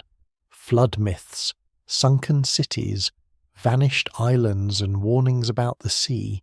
They do not align perfectly, and they should not be forced to. But they belong to the same human problem. People live on changing ground, and they must find ways to remember what change takes away. As the story moves deeper, legends cannot serve as proof, but they can serve as signals. They show where the human mind lingers after loss. They reveal how communities interpret the disappearance of place. They remind us that a drowned landscape is never only a physical event. It is also a rupture in memory. The sea covers the land, but people cover the loss with story. Somewhere between the two, the old world survives not whole, not clearly named, but present enough to trouble the edge of every map. The closer the Lost Kingdom comes to evidence, the harder it becomes to hold. Legends are generous. They allow drowned bells, vanished palaces, impossible islands, and memories that stretch without breaking. Archaeology is less forgiving. It asks where the object was found, how old it is, what layer held it, whether the layer was disturbed, whether the shape is natural or human-made, whether the dating is secure, and whether the explanation survives contact with simpler possibilities. The sea may inspire mystery, but proof has to pass through mud-salt pressure, darkness, and doubt. This is where the search becomes less romantic and more difficult, because underwater evidence often arrives damaged, displaced, or incomplete. On dry land, context is everything. A stone tool found beside a hearth inside a dated sediment layer near animal bones marked by butchery tells a stronger story than the same tool found alone on a beach. A burial inside a settlement reveals more than a skull recovered without location. A wall connected to floors, pottery, and occupation layers matters more than a line of stones that only looks regular from above. Underwater context is often the first thing to suffer. Currents move sand. Storms uncover and rebury surfaces. Fishing gear drags across the seabed. Dredging lifts objects from their original positions. Marine life bores into wood and stone. Salt water changes chemistry. A find may be genuine, ancient, and important, yet stripped of the setting that would explain it. This is why the problem of proof begins before interpretation. Researchers must first ask whether an object is truly where ancient people left it. A flint tool recovered from a submerged channel may indicate human activity nearby, but it may also have been rolled, redeposited, or dragged from another location. A bone found offshore may come from an animal that died on land when the area was dry, but it may have been moved by later erosion. A wooden stake might belong to an ancient fish trap, a later structure, or natural driftwood, unless its position, shape, tool marks, and dating support a clearer conclusion. The evidence remains incomplete, not because scholars lack imagination, but because the sea breaks the chain between object and place. Dating adds another difficulty. Radiocarbon dating can be powerful when organic material survives, but it is not magic. The sample must be suitable, uncontaminated, and clearly connected to the human activity being studied.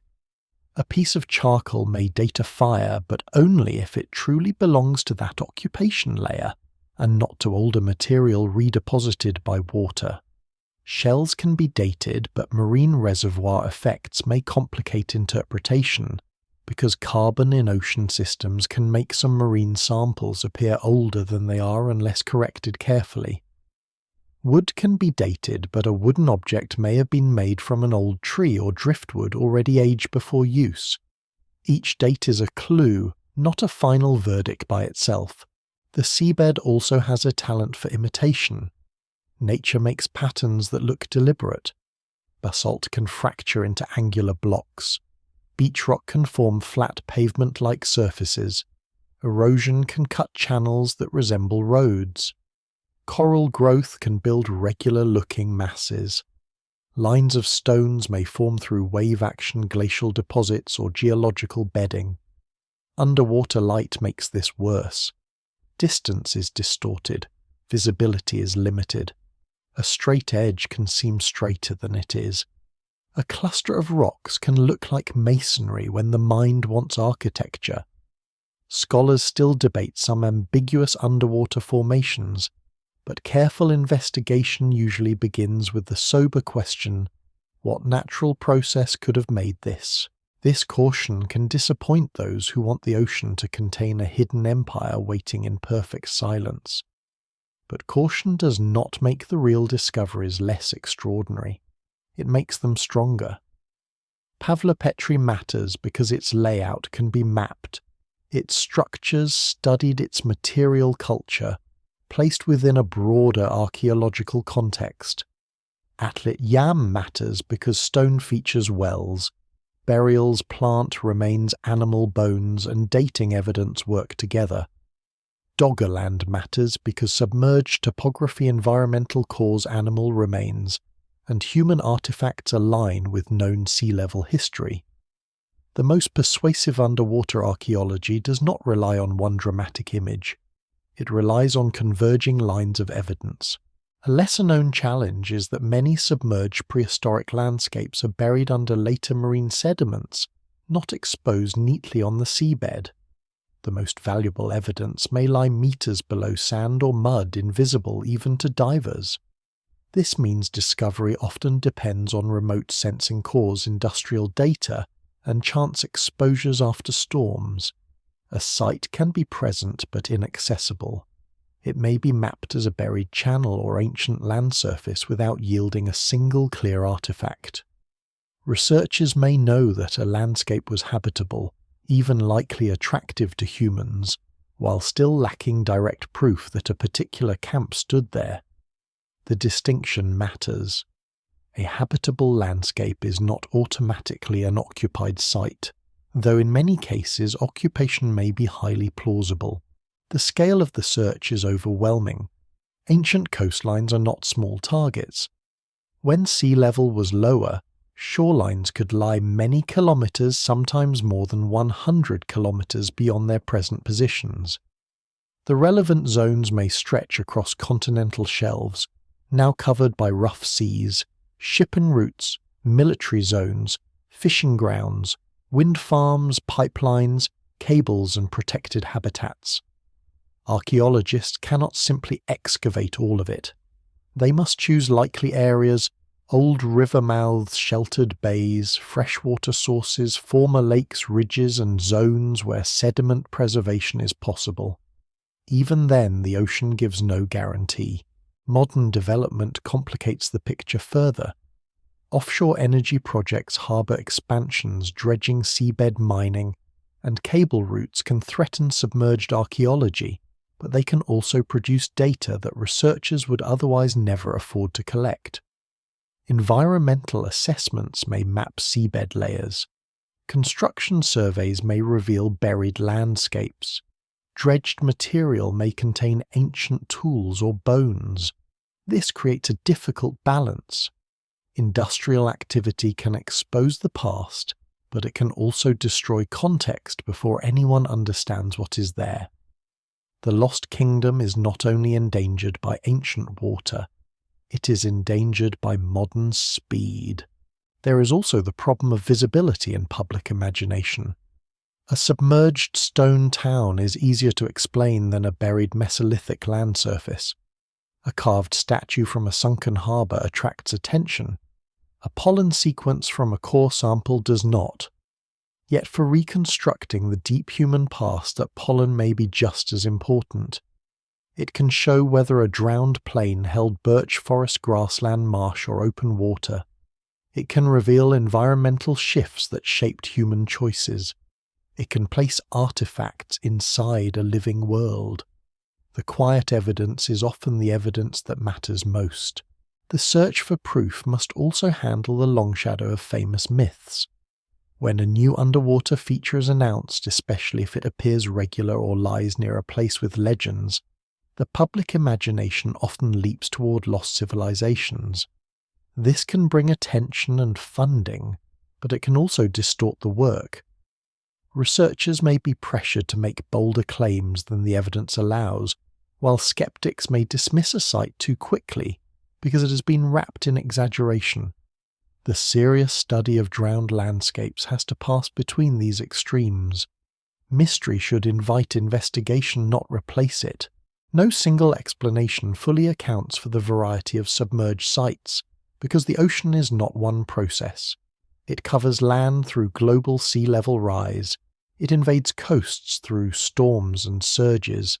It follows subsiding ground after earthquakes or volcanic movement. It reworks deltas. It shifts sand over old surfaces. It preserves some materials and destroys others. A Neolithic village drowned by post-glacial sea level rise is not the same as a Roman resort lowered by volcanic ground movement, or a prehistoric plain reduced by gradual flooding and then struck by a tsunami.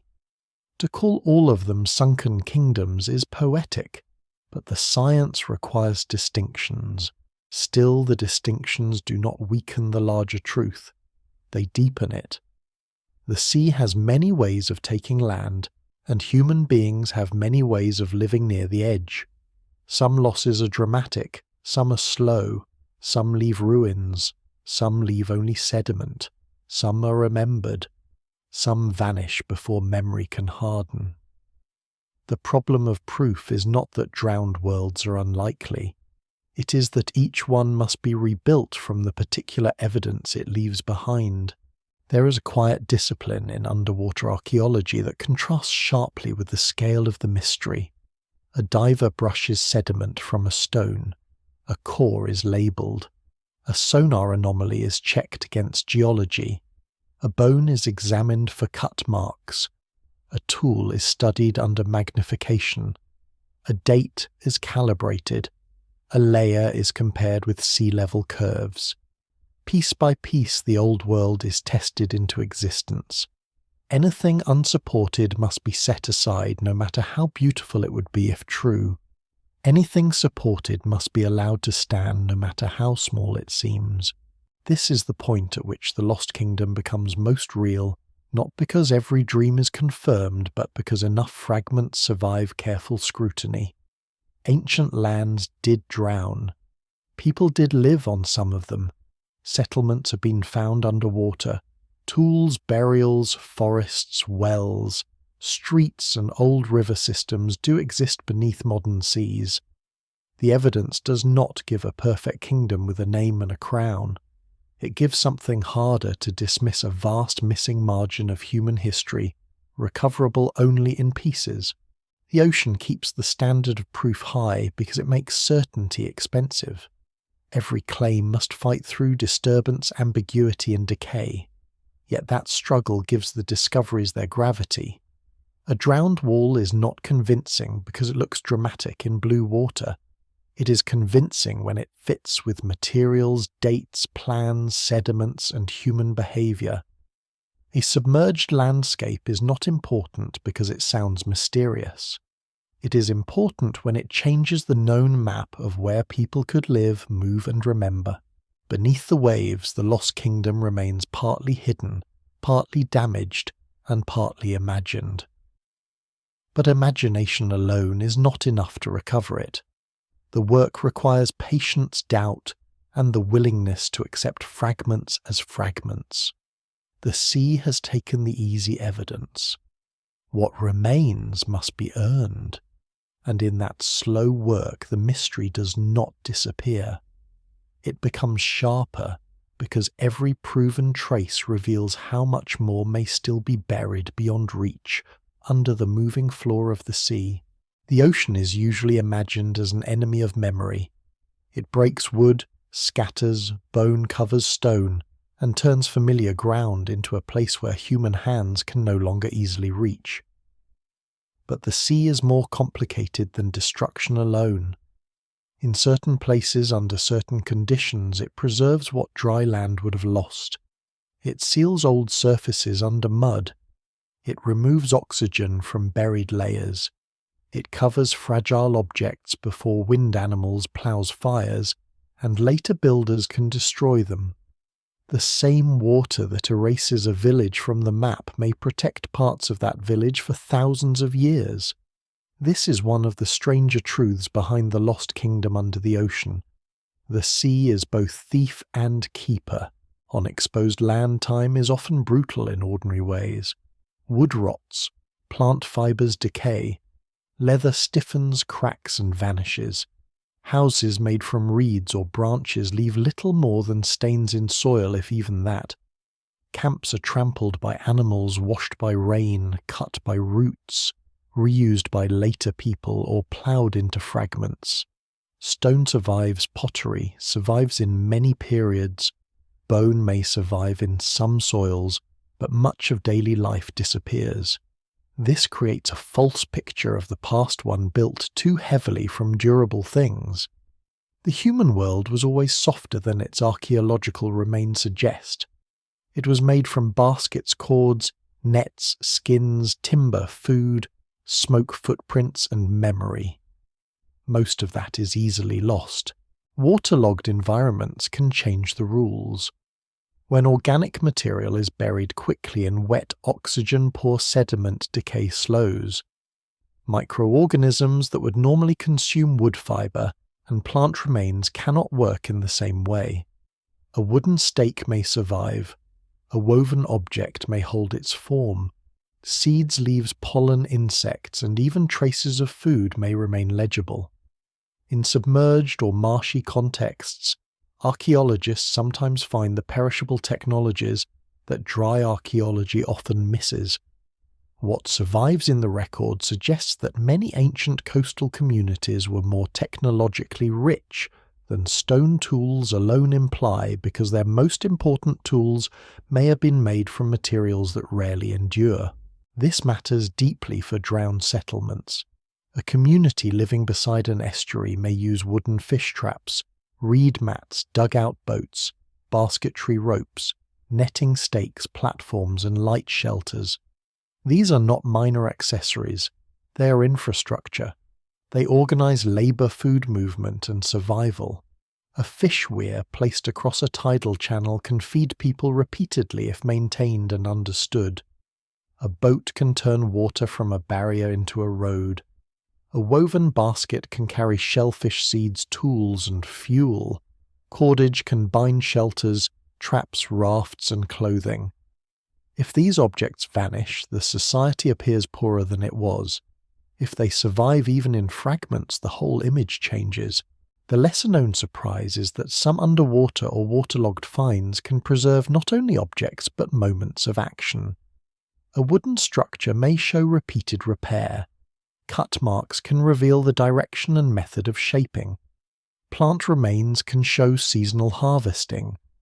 Fish bones can indicate capture methods and diet.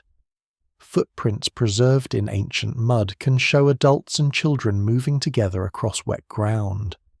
A buried surface can hold the marks of animals, human passage, fire, and water before it was sealed.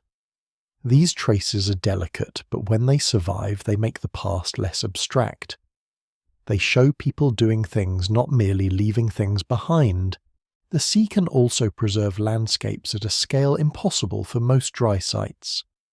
A drowned river channel sealed beneath sediment may retain pollen from surrounding vegetation, microscopic shells from changing water conditions, and layers that record the transition from freshwater marsh to brackish lagoon to open sea. A peat bed can hold the remains of plants that grew before marine flooding. Tree stumps rooted in place can show an ancient forest exactly where it stood. Such evidence allows researchers to rebuild the environment around human activity. It shows whether people lived near woodland reed marsh, open grassland, freshwater pools, or tidal flats. A tool found in isolation says little. A tool found within a reconstructed habitat begins to speak. Yet preservation is uneven and sometimes cruel. The ocean may protect one part of a site and destroy another entirely. A burial sealed quickly in sediment may survive while nearby houses vanish. A wooden object may endure in mud while stone walls are scattered by wave action. A settlement may be preserved only in its lowest, wettest areas, giving a distorted view of what mattered most. Some layers may be missing because currents removed them. Others may be mixed. The evidence remains incomplete even when preservation is good. Underwater archaeology must always ask not only what survived, but why that particular thing survived when so much else did not. There is another paradox. The very conditions that preserve a submerged object can make it vulnerable once recovered. Wood that has rested for thousands of years in waterlogged sediment can shrink, crack, and collapse if dried too quickly. Organic materials may require long conservation chemical treatment, controlled drying, or special storage. A preserved object is not saved simply by being lifted from the seabed. It enters a second danger, the modern world's air. Archaeologists must decide what to recover, what to leave in place, and how to protect both object and context. The Lost Kingdom does not give up its evidence without cost. Sometimes the best preservation is not excavation at all, but documentation. A site may be mapped, photographed, sampled, and monitored while much of it remains underwater. This can be frustrating because the desire to bring objects to the surface is strong. But removal can destroy relationships between things. A line of stakes matters not only as pieces of wood, but as a structure placed in a channel. A scatter of shells matters as a pattern of eating disposal or gathering. A stone arrangement matters because of its position relative to water burials or buildings. The ocean has already taken enough context. Archaeology tries not to take more. What the ocean preserves is not only material, it preserves surprise. On land, later activity often overwrites earlier occupation. People build over old houses, plough fields, dig graves, cut roads, and quarry stone. A submerged site may escape some of that disturbance precisely because it becomes inaccessible. Once covered by water and sediment, it may be spared from centuries of farming, construction, and reuse. This is why some underwater sites can appear unexpectedly intact in certain respects. They are not untouched in any perfect sense because water and sediment have their own destructive forces, but they may be protected from human disturbance after drowning. The contrast with famous dry ruins is striking. A temple on land may be robbed for stone damaged by war, altered by later worship excavated badly, or exposed to weather. A drowned coastal feature, if buried quickly and ignored by later centuries, may remain quiet until modern research finds it. In this sense, the sea can create a deep pause. It removes a place from ordinary history. While empires rise and fall above the waterline, the submerged site remains beneath sediment, holding its earlier form in darkness. Time continues but differently. This does not mean the ocean is kind. Saltwater corrodes metals, waves break masonry. Marine organisms bore into wood. Sand can scour surfaces like slow sandpaper. Storms can rip open protective layers in a single season. Trawling can drag heavy gear across ancient ground. Anchors can break stone. Coastal development can alter currents and expose buried sites. Climate change adds new pressure through warming seas, stronger erosion in some regions, and changes in storm patterns. The keeper is careless. It preserves by accident and destroys without warning. Still, the preserved fragments can be extraordinary. At places like Atlit Yamwells, burial stone features and organic remains reveal a Neolithic community, not as an abstract stage of development, but as a lived settlement with food, health, ritual, and work. In submerged forests, rooted stumps show the exact former position of trees, not just the idea of woodland. In preserved trackways and footprints, human and animal movement becomes visible. In peat and pollen, entire vanished habitats return in miniature. These are not treasures in the golden sense, but they are treasures of understanding. They restore texture to a past that might otherwise be reduced to stone edges and broken bone. The lost kingdom under the ocean may therefore be hidden in materials that seem humble. A seed trapped in mud can show what plants grew near a camp. A fishbone can reveal diet. A wooden stake can show engineering.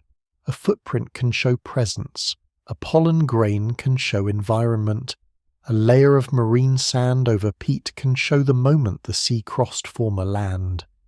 The kingdom is not recovered through one grand discovery, but through thousands of small survivals, each one resisting the enormous pressure of disappearance.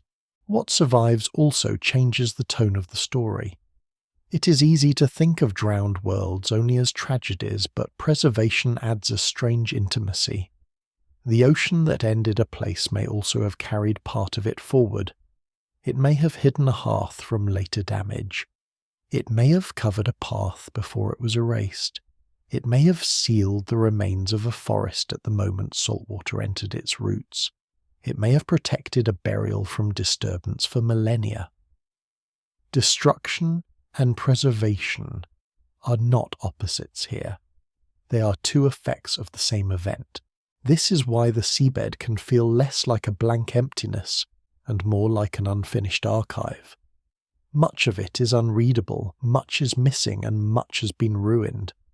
But in sheltered pockets beneath layers of sediment, the ordinary world of ancient people may remain with astonishing patience. Not whole, never whole, but enough. Enough to show how they built, ate, moved, mourned, and adapted. Enough to prove that coastlines once full of life now lie underwater.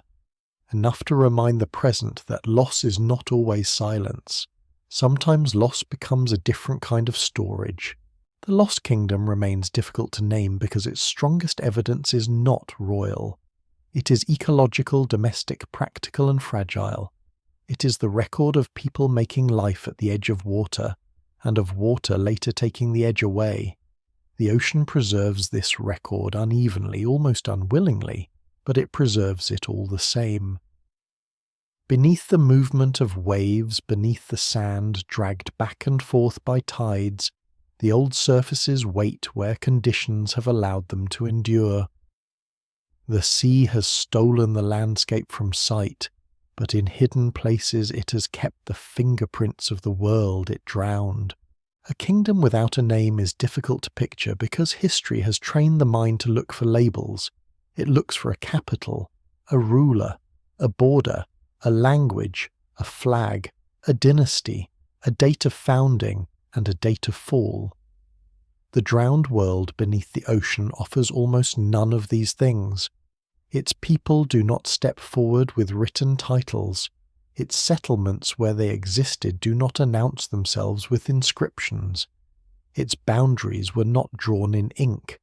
Its memory, if it survived at all, was carried in bodies' roots, songs, habits, warnings, and relationships to places that later sank beneath water. Yet the absence of a name does not mean the absence of a world. It only means the world existed before the kinds of records that later ages trust most. To imagine it carefully, the story must stay close to what evidence allows. There's no need to invent a shining capital beneath the waves. The more plausible Lost Kingdom is lower, wider, quieter, and more human. It lies along a coast that no longer exists, where rivers spread into marshes and shallow channels before reaching the sea. There are patches of woodland on slightly higher ground, open spaces where animals graze reed beds that move in the wind, and pools of fresh water watched carefully because life depends on them. The air changes with salt and mud. Birds gather in loud seasonal numbers. Fish move through channels when the water turns. Shellfish cling to tidal flats. In the distance, higher ridges mark safety, memory, and direction. The people who live here are not isolated from the rest of the world. They belong to a landscape of movement. Some families may remain near the coast for long periods, while others move inland with the seasons. People travel along rivers, cross low ridges, follow animal paths, and perhaps move by small boats where water makes that possible. Stone from one area may reach another. Shell ornaments may travel far from the shore. Techniques for shaping bone, antler, wood, fibre, and stone may spread through contact, marriage, imitation, and shared gatherings. What survives in the record suggests that prehistoric societies often maintained wide networks without permanent roads or written agreements. Their connections were carried by memory and practice. Daily life is built from tasks that seem ordinary only because they are essential. A person repairs a tool whose edge has dulled from cutting reeds. Another checks a trap set where water narrows between mud banks. Someone gathers shellfish with knowledge of tide season and risk.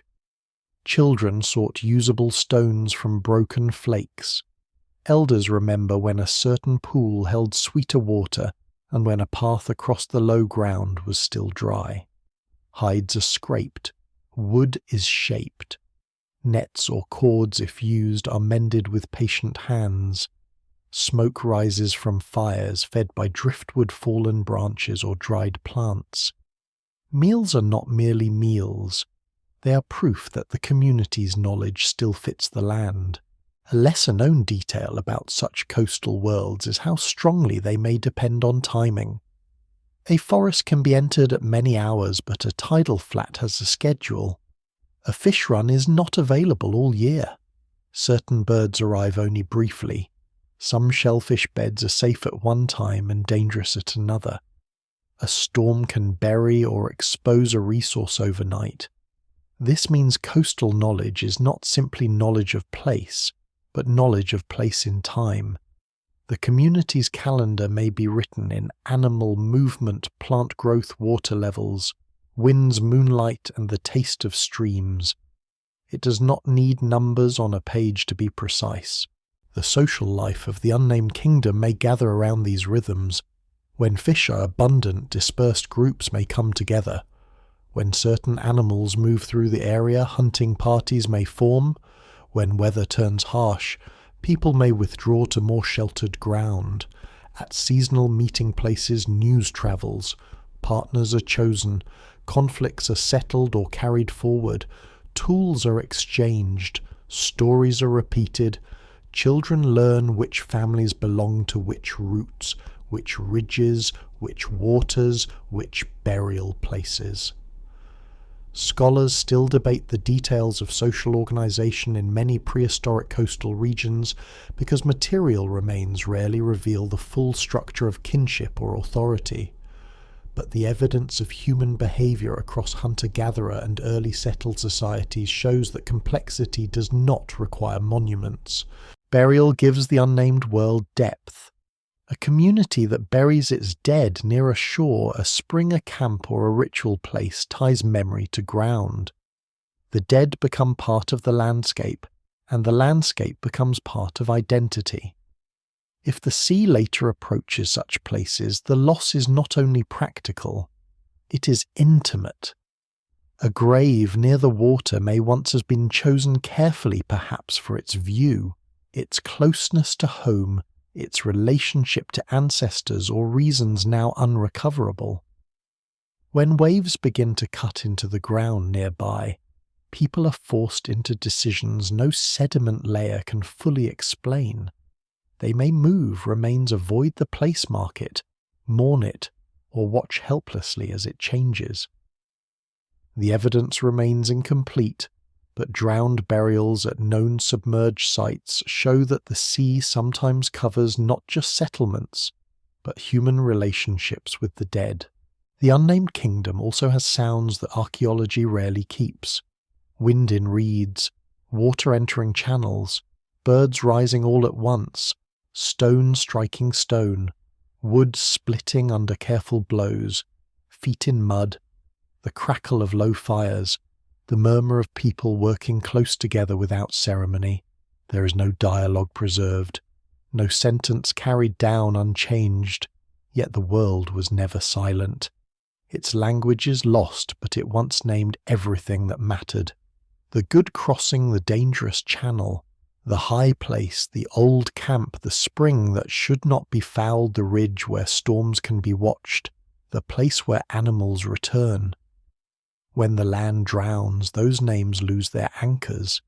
A name for a valley has little use when the valley's underwater unless memory turns it into story. The material culture of this world may look modest from a distance, but modest things can be refined. A well-made antler point reflects experience with animal material cutting tools, balance and use. A fish trap requires understanding of water behavior and animal movement. A boat or raft, even a simple one, requires selection of wood shaping, sealing and trust. A woven basket reflects plant knowledge and skilled hands. A stone blade carries decisions made long before it cuts anything, where to find the raw material, how to strike it, how to repair it, when to discard it. The ocean may preserve only fragments, but fragments do not mean the original life was fragmentary. Food also builds culture. Shell middens, fish bones, charred seeds, animal remains and residues can reveal repeated choices. They show not only what people ate, but how they organize labor and return to places. A shell midden can grow over generations, becoming a mound of discarded meals that is also an archive of season, environment and persistence. To modern eyes, it may look like refuse. To archaeology, it can be one of the richest records a coastal people leaves. No single explanation fully accounts for the meaning of such deposits in every case, because waste ritual habit and placemaking can overlap. But they show that daily life can accumulate into a landmark. As the sea rises, this unnamed kingdom becomes increasingly unstable. The change is not always obvious from day to day. One year's shoreline resembles the last enough for habit to continue. Yet elders notice differences. The low marsh is wider, the old crossing is wetter.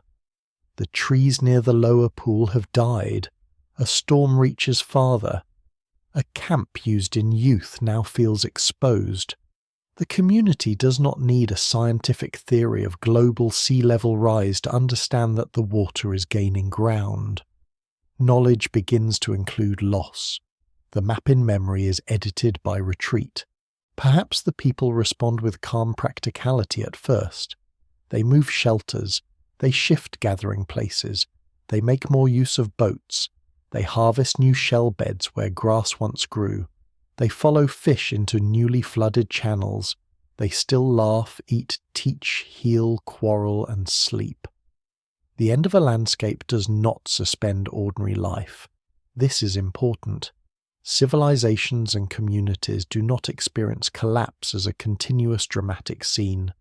They experience it through daily decisions, inconveniences, adaptations, and moments when something familiar is suddenly gone. The lost kingdom fades while people are still busy surviving. Over generations, the geography of belonging changes. The center moves inland. The old coastal plain becomes a memory zone, then a dangerous fringe, then a story below the water. Children grow up knowing fewer of the old routes. Their grandparents' landscape becomes partly unbelievable, not because the grandparents lie, but because the physical evidence has vanished beneath waves. A ridge once far from the sea becomes the new coast. A former island disappears. A burial place is no longer visited. A channel must be crossed by watercraft or avoided altogether. With each change, the old kingdom loses another practical connection to the living, and yet something may remain. Techniques survive after places vanish. A way of reading weather, a style of tool, a ritual gesture, a warning about water, a seasonal gathering moved to higher ground, a marriage alliance with inland people, a story of land where fish now swim. The people carry fragments forward because survival requires continuity as much as change. They are not erased in the same way their land is erased. They become part of other communities, other territories, other histories that later archaeology may find on dry ground, without recognizing the drowned origin of some practices. The lost kingdom without a name is therefore not a romantic emptiness. It is a real possibility made from real forces, lowered seas, exposed shelves, human coastal life, rising water, fragile evidence, and the uneven survival of memory. Its lack of name may be the most truthful thing about it. Most human worlds that ever existed were not named in ways that survived. Most lives did not enter documents. Most places did not become monuments. They mattered anyway. Beneath the ocean, the unnamed kingdom lies not as a single ruin, but as a pattern, repeated across drowned coasts. It is the old hearth under sediment, the submerged forest near a former camp, the tool from a vanished channel, the burial below shallow water, the fish trap sealed in mud, the riverbed crossed now only by tides. It is a kingdom of use, memory, and loss.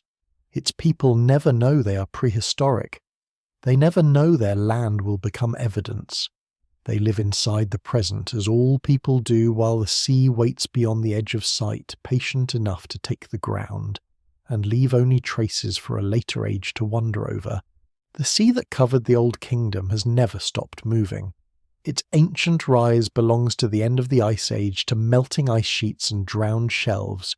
Yet the force behind that story is not sealed in the past. Coastlines remain temporary. Deltas still sink.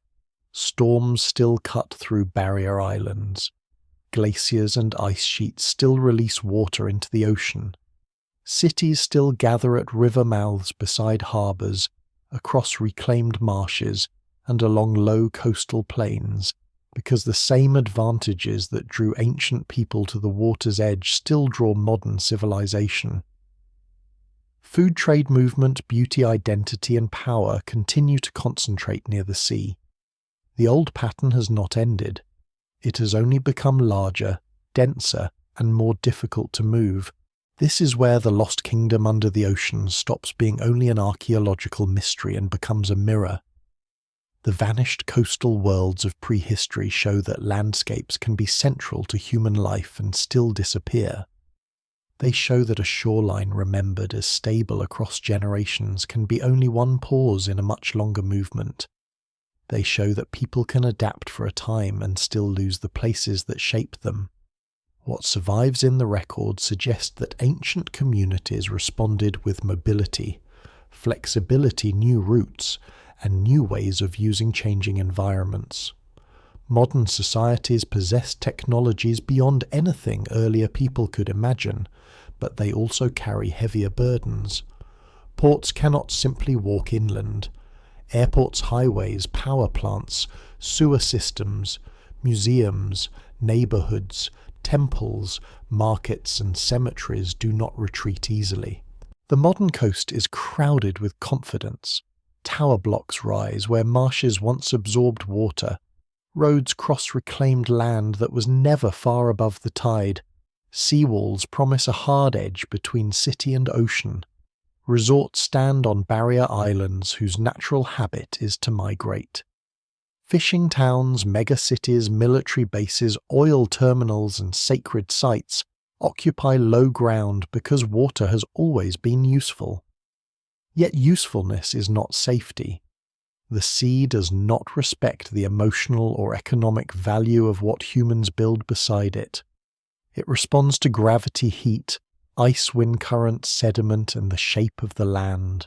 There is a lesser-known continuity between ancient and modern risk. In many places, the threat is not sea level rise alone, but sea level rise interacting with land subsidence.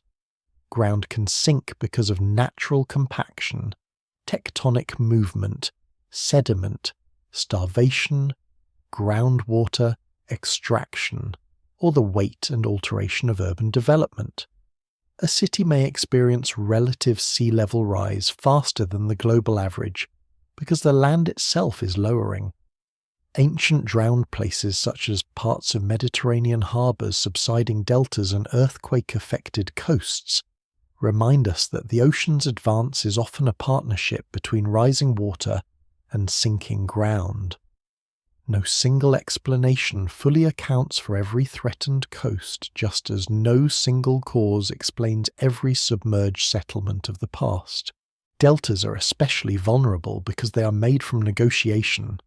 Rivers carry sediment toward the sea, building low fertile land over time.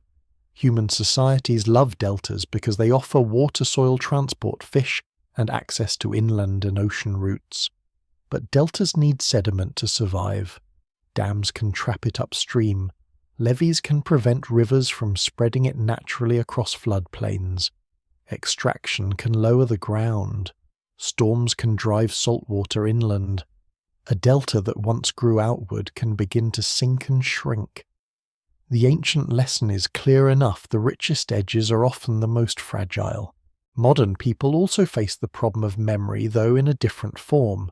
Scientific measurements can show rising seas, warming oceans, melting ice, and changing flood risks, but human perception is still shaped by the length of a life. A shoreline that has seemed stable since childhood feels permanent. A flood described as rare feels safely distant until it happens twice. A seawall that has worked for decades feels like proof until the water exceeds it. Ancient communities may have carried memories of shorelines farther seaward. Modern communities carry photographs, property records, satellite images, insurance maps, and tide gauges.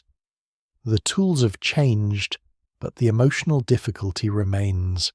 It is hard to accept that a familiar place may belong to a temporary arrangement of water and land. The Lost Kingdom under the ocean shows that adaptation can be both impressive and incomplete. Prehistoric coastal people likely moved camps, shifted routes, changed diets, and used new environments as rising seas altered their world. They may have survived as communities even while losing specific places. Modern adaptation also takes many forms: elevating buildings, restoring wetlands, strengthening dunes, redesigning drainage, limiting development, protecting cultural sites, or planning retreat from places that cannot be defended indefinitely. But every adaptation carries choices about cost, memory, inequality, and belonging. A wealthy district may build defences while a poorer settlement floods. A historic cemetery may be moved or left or defended with uncertain success. A fishing community may be told to relocate from a shore that holds generations of identity. The physical problem becomes a social problem, just as it must have in the ancient world. There is a temptation to imagine modernity as escape from geography. Satellites watch the planet. Engineers move rivers. Machines build islands. Concrete holds back tides. Global trade can feed cities far from local fields. Yet geography returns in moments of water. A storm surge enters tunnels. Salt water pushes into aquifers. A road becomes a canal. A harbour crane stands in floodwater. A neighbourhood learns that the map on paper and the land underfoot are not the same thing. The sea has always been a patient correction to human certainty. The comparison with ancient drowned worlds must be made carefully. The people of Dogalan, Atlit, Yam, Pavlopetri, and countless lesser-known coasts lived in different economies, climates, technologies, and social orders. Their losses cannot be reduced to a simple warning poster for the present. Scholars still debate many details of how ancient communities experienced and remembered environmental change, but the broad continuity is undeniable. Human beings keep building lives at the edge of water, and the edge keeps changing. The past does not provide a perfect prediction. It provides a scale of imagination. That scale is essential because sea level change can feel too slow to belong to drama. A few millimeters in a year seems minor. A few centimeters over decades can be dismissed until a storm arrives on top of it. But the archaeological record understands accumulation. A little higher, each generation becomes a drowned marsh, a lost road, an abandoned harbour, a buried forest, a village offshore. The ancient seabed is full of outcomes that began as increments. Time is the force that turns small differences into new worlds. Some modern places already live with this knowledge intimately. Low island communities watch saltwater affect crops and freshwater. Coastal cities invest in pumps, gates, barriers, and raised infrastructure. Archaeologists race to document sites eroding from shorelines before they are lost. Indigenous and local communities in many regions confront the possible loss of ancestral land burial places and cultural landscapes. The evidence remains painfully current, but it should not be framed as a simple repetition of the past. Today's changes unfold in a world of nation-states property law, global emissions, engineering, finance, and unequal power. The sea may be ancient, but the vulnerability is modern in its distribution. The old drowned kingdom, however, offers one form of clarity. It shows that loss of place does not mean disappearance of people, but it can transform identity. When land goes underwater, people may move and survive, yet something irreplaceable is left behind. A childhood shoreline, an ancestral grave, a fishing ground, a temple, a market, a language tied to local features, a way of judging seasons, a sense of where home begins, all can be damaged by relocation. The material survival of a community does not erase the cultural wound of a drowned landscape. Ancient people may have carried such wounds in stories. Modern people may carry them in archives, court cases, songs, photographs, and memory. There is also a warning in the way later generations forget. Once Doggerland vanished, Britain became an island, and the land bridge slipped from ordinary knowledge until science reconstructed it. Once Pavlopetri went under its streets became marine terrain. Once Atlit Yam drowned its wells and burials waited beneath water for modern discovery. A place can be central, then marginal, then unknown. The disappearance of a landscape can become so complete that later people mistake the new shoreline for the eternal one. This is perhaps the most dangerous illusion. The present coast feels final because the past coast is hidden. Modern maps, for all their precision, can encourage that illusion. They draw coastlines as clean lines, thin and certain, as if the boundary between land and sea were a legal fact rather than a moving zone. But the real coast is a process.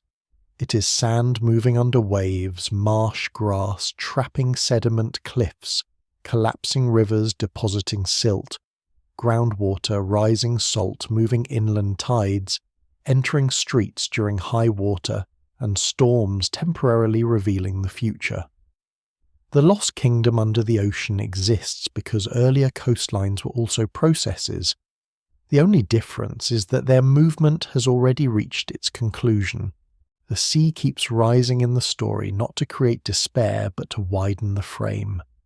Ancient drowned worlds are not curiosities sealed behind museum glass. They are part of the same planetary system that modern societies inhabit. Ice-water land and human settlement remain in relationship. The old kingdom was not foolish for living near the sea. It lived there because the sea gave abundance. Modern civilization is not foolish for gathering near coasts either. But abundance has always come with exposure. The edge is generous and the edge is dangerous. As the present looks back towards submerged forests, drowned villages and vanished plains, it sees more than loss. It sees adaptation, persistence, and the stubborn human habit of remaking home after the ground changes.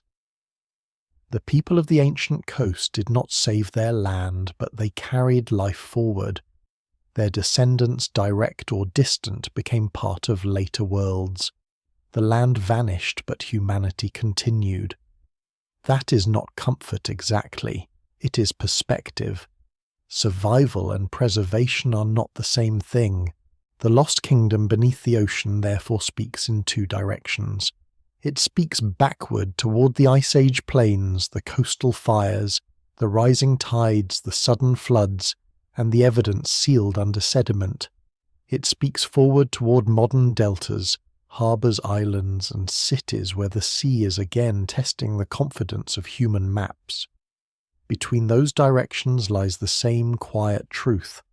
No shoreline is permanent. No settlement stands outside nature. No civilization, however clever, owns the boundary between land and water forever. The lost kingdom under the ocean remains most powerful because it is neither fully known nor fully imagined. It stands at the meeting point of evidence and absence, where sonar maps reveal old valleys, but not the names spoken in them, where stone tools prove human hands, but not the stories those hands carried, where drowned forests show former land, but not the memories rooted among their trees. After following the ancient shoreline from low Ice Age seas, to rising water from coastal abundance, to sudden floods from Doggerland to Pavlopetri and Atlit Yam, the shape of the mystery becomes clearer. It is not the search for one perfect city below the waves. It is the recognition that whole human landscapes have slipped out of ordinary history because the sea moved over them before they could be written into record. The ocean hides different kinds of loss. Some losses are physical and measurable. A plane flooded a river valley, drowned a settlement buried in marine sediment, a forest killed by salt water. Others are cultural and harder to hold names, gone routes forgotten, burial places removed from visitation, seasonal gatherings, broken warnings transformed into myth. A submerged wall can be mapped, a drowned memory cannot. Yet both belong to the same disappearance. What survives in the record suggests that human communities repeatedly built life near coasts, because coasts offered abundance, connection, and opportunity. The same record shows that these places were vulnerable to the slow and sudden movements of water. The pattern is not exceptional. It is one of the oldest patterns in the human story. There is no need to imagine the Lost Kingdom as a single empire with a palace, a navy, and a throne room waiting in darkness. That version belongs to fantasy more than archaeology. The real version is stranger because it is broader. It may be found in the old ground beneath the North Sea, in drowned Neolithic wells off the eastern Mediterranean in Bronze Age, streets below Greek waters, in buried forests exposed by storms, in offshore stone tools, in ancient footprints, pressed into mud in cores that bring up pollen from plants that have not grown there since the sea arrived. It is a kingdom made of edges, river edges, marsh edges, island edges, ice edges, memory edges, and the final moving edge where land becomes water. The evidence remains incomplete, and it will likely remain incomplete. Too much has been destroyed. Too much lies buried too deeply. Too many objects have been moved from their original positions by current storms, dredging, or time. Too many fragile things were made from wood fibre, skin reed, and memory. Even when sites survive, interpretation must remain cautious. Scholars still debate the timing and effect of particular floods, the density of settlement on drowned shelves, the meaning of certain features, and the degree to which later legends preserve ancient coastal change. That uncertainty is not a weakness in the story. It is part of the truth. The past does not become less real because it is difficult to recover. In some ways, the Lost Kingdom is a correction to human pride. It reminds the present that maps are temporary agreements with time.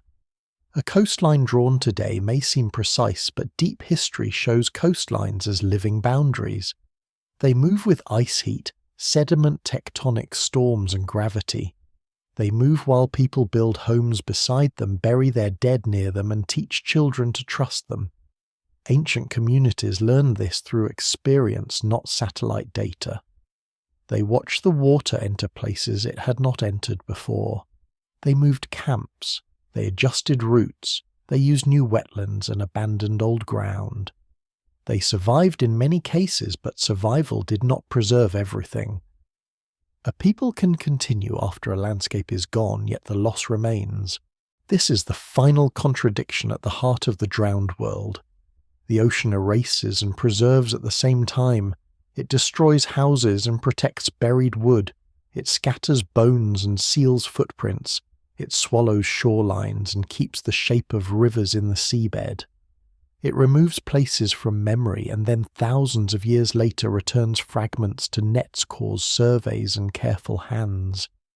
The sea is not an archive in the human sense because it has no intention and no mercy, but it becomes an archive by accident, storing what chance has spared. To study it is to accept that the most important evidence may be small, damaged, and quiet. A diver over a submerged site may feel this tension without needing to name it. Below stones lie softened by marine growth. Sand moves in thin veils across old surfaces. Light breaks from above in shifting columns. Fish pass through spaces once shaped by human use. There may be no grand monument, only a line, a hollow, a worked edge, a post, a stump, a wall base, a scatter of shell, or the faint geometry of a place that once made sense above water. The scene is calm, almost indifferent. Yet its calm is deceptive. It is the calm after immense change. It is what remains after a human world has been translated into geology. The legacy of the Lost Kingdom is not a single answer, but a changed way of seeing. The modern ocean is no longer just a boundary around history. It is part of history's missing interior. Beneath shallow seas lie former hunting grounds, migration routes, camps, villages, harbours, forests, and graves. Some are known, many are not. Some will be discovered through technology that can read buried landforms beneath sediment.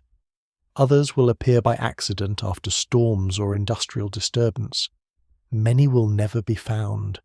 The Lost Kingdom is therefore both a place and a warning about all the places that cannot speak clearly for themselves. It also changes the scale of mystery. The most haunting mysteries are not always those that hide a spectacular secret. Sometimes they hide ordinary life. The lost meal, the repaired net, the child's footprint, the burial near a spring, the camp shifted back from the tide, the path remembered by elders, and then forgotten by grandchildren. These are not small because they lack grandeur. They are the substance of human existence. If an ocean can erase them so completely that later civilizations barely know they were there, then the past is larger and more fragile than any surviving monument suggests. No single explanation fully accounts for every drowned land, every submerged settlement, every flood memory, or every strange object raised from the seabed. The story is too wide for one cause. It includes glacial melt, sea level rise, tsunamis, storms, earthquakes, subsidence, erosion, deltas, human settlement, adaptation and forgetting. It includes both science and story, both sediment and myth, both caution and wonder. Its strength lies in that complexity. The lost kingdom under the ocean is not less mysterious because it is real. It is more mysterious because reality has left only pieces, and so the final image is not of a glittering throne room beneath blue water. It is of an old shoreline before the drowning is complete. Smoke rises from a camp near reeds. A river bends toward a distant sea. People move through low light with baskets, tools, and the practiced ease of those who belong to a place. Children know the paths. Elders know the older shore. Birds lift from the marsh. The water glints beyond the flats, beautiful and dangerous, giving food while slowly taking ground. None of them know that one day this place will become seabed, that their world will be studied through cores and sonar, that their ordinary lives will become part of a mystery called lost. They live in the present as all people do, while time gathers silently at the edge of the tide. The sea advances. The fires move inland. The old ground sinks from sight. Above it, waves pass for thousands of years, carrying ships, storms, and sunlight over a landscape that once held human footsteps. Beneath them, the memory of land remains folded into mud, stone, peat, and shadow. The lost kingdom has no surviving name, but it has not vanished completely. It waits below the surface, not as a legend demanding belief, but as a quiet fact asking to be remembered. The ocean becomes calm again after every age of change. Waves smooth themselves over drowned valleys, over old forests, over paths where feet no longer pass. The surface gives little away. It reflects the sky, carries wind, and hides the slow archive below. Far beneath that movement, former ground rests in darkness, still shaped by rivers that no longer run there, and shorelines that no longer meet the air. Human beings keep making homes at the edge of water because water gives life, motion, food, and beauty. They build there, gather there, mourn there, and measure the horizon from there. The old drowned worlds do not make that instinct foolish. They make it tender. They show that the places most loved can also be temporary, and that survival sometimes means carrying memory away from the ground that first gave it shape. Somewhere below the sea, a stump remains rooted in ancient soil. A stone tool lies near a buried channel. A wall rests beneath shifting sand. A shell bed records meals eaten by people whose names are gone. These traces are small, but they have crossed a distance almost impossible to feel. They have passed through silence, pressure, salt, and time. They are not enough to rebuild every life, but they are enough to show that life was there. The lost kingdom under the ocean does not need to rise again to matter. Its importance lies in its absence in the space it opens inside history, in the reminder that the world remembered by maps is only the latest version of a changing Earth. Before the present coast there was another coast. Before the modern sea there were plains, marshes, forests, camps, villages, and roads of memory. Some vanished slowly, some vanished in fear. All became part of the deep quiet below the waves. And above them the sea continues to move. It breathes against the shore, withdraws, returns, and withdraws again. It carries light over hidden ground. It keeps what it keeps and takes what it takes. In that long rhythm, the old kingdom remains below the surface, unnamed but not entirely lost, resting in the blue shadow where land, memory, and time meet.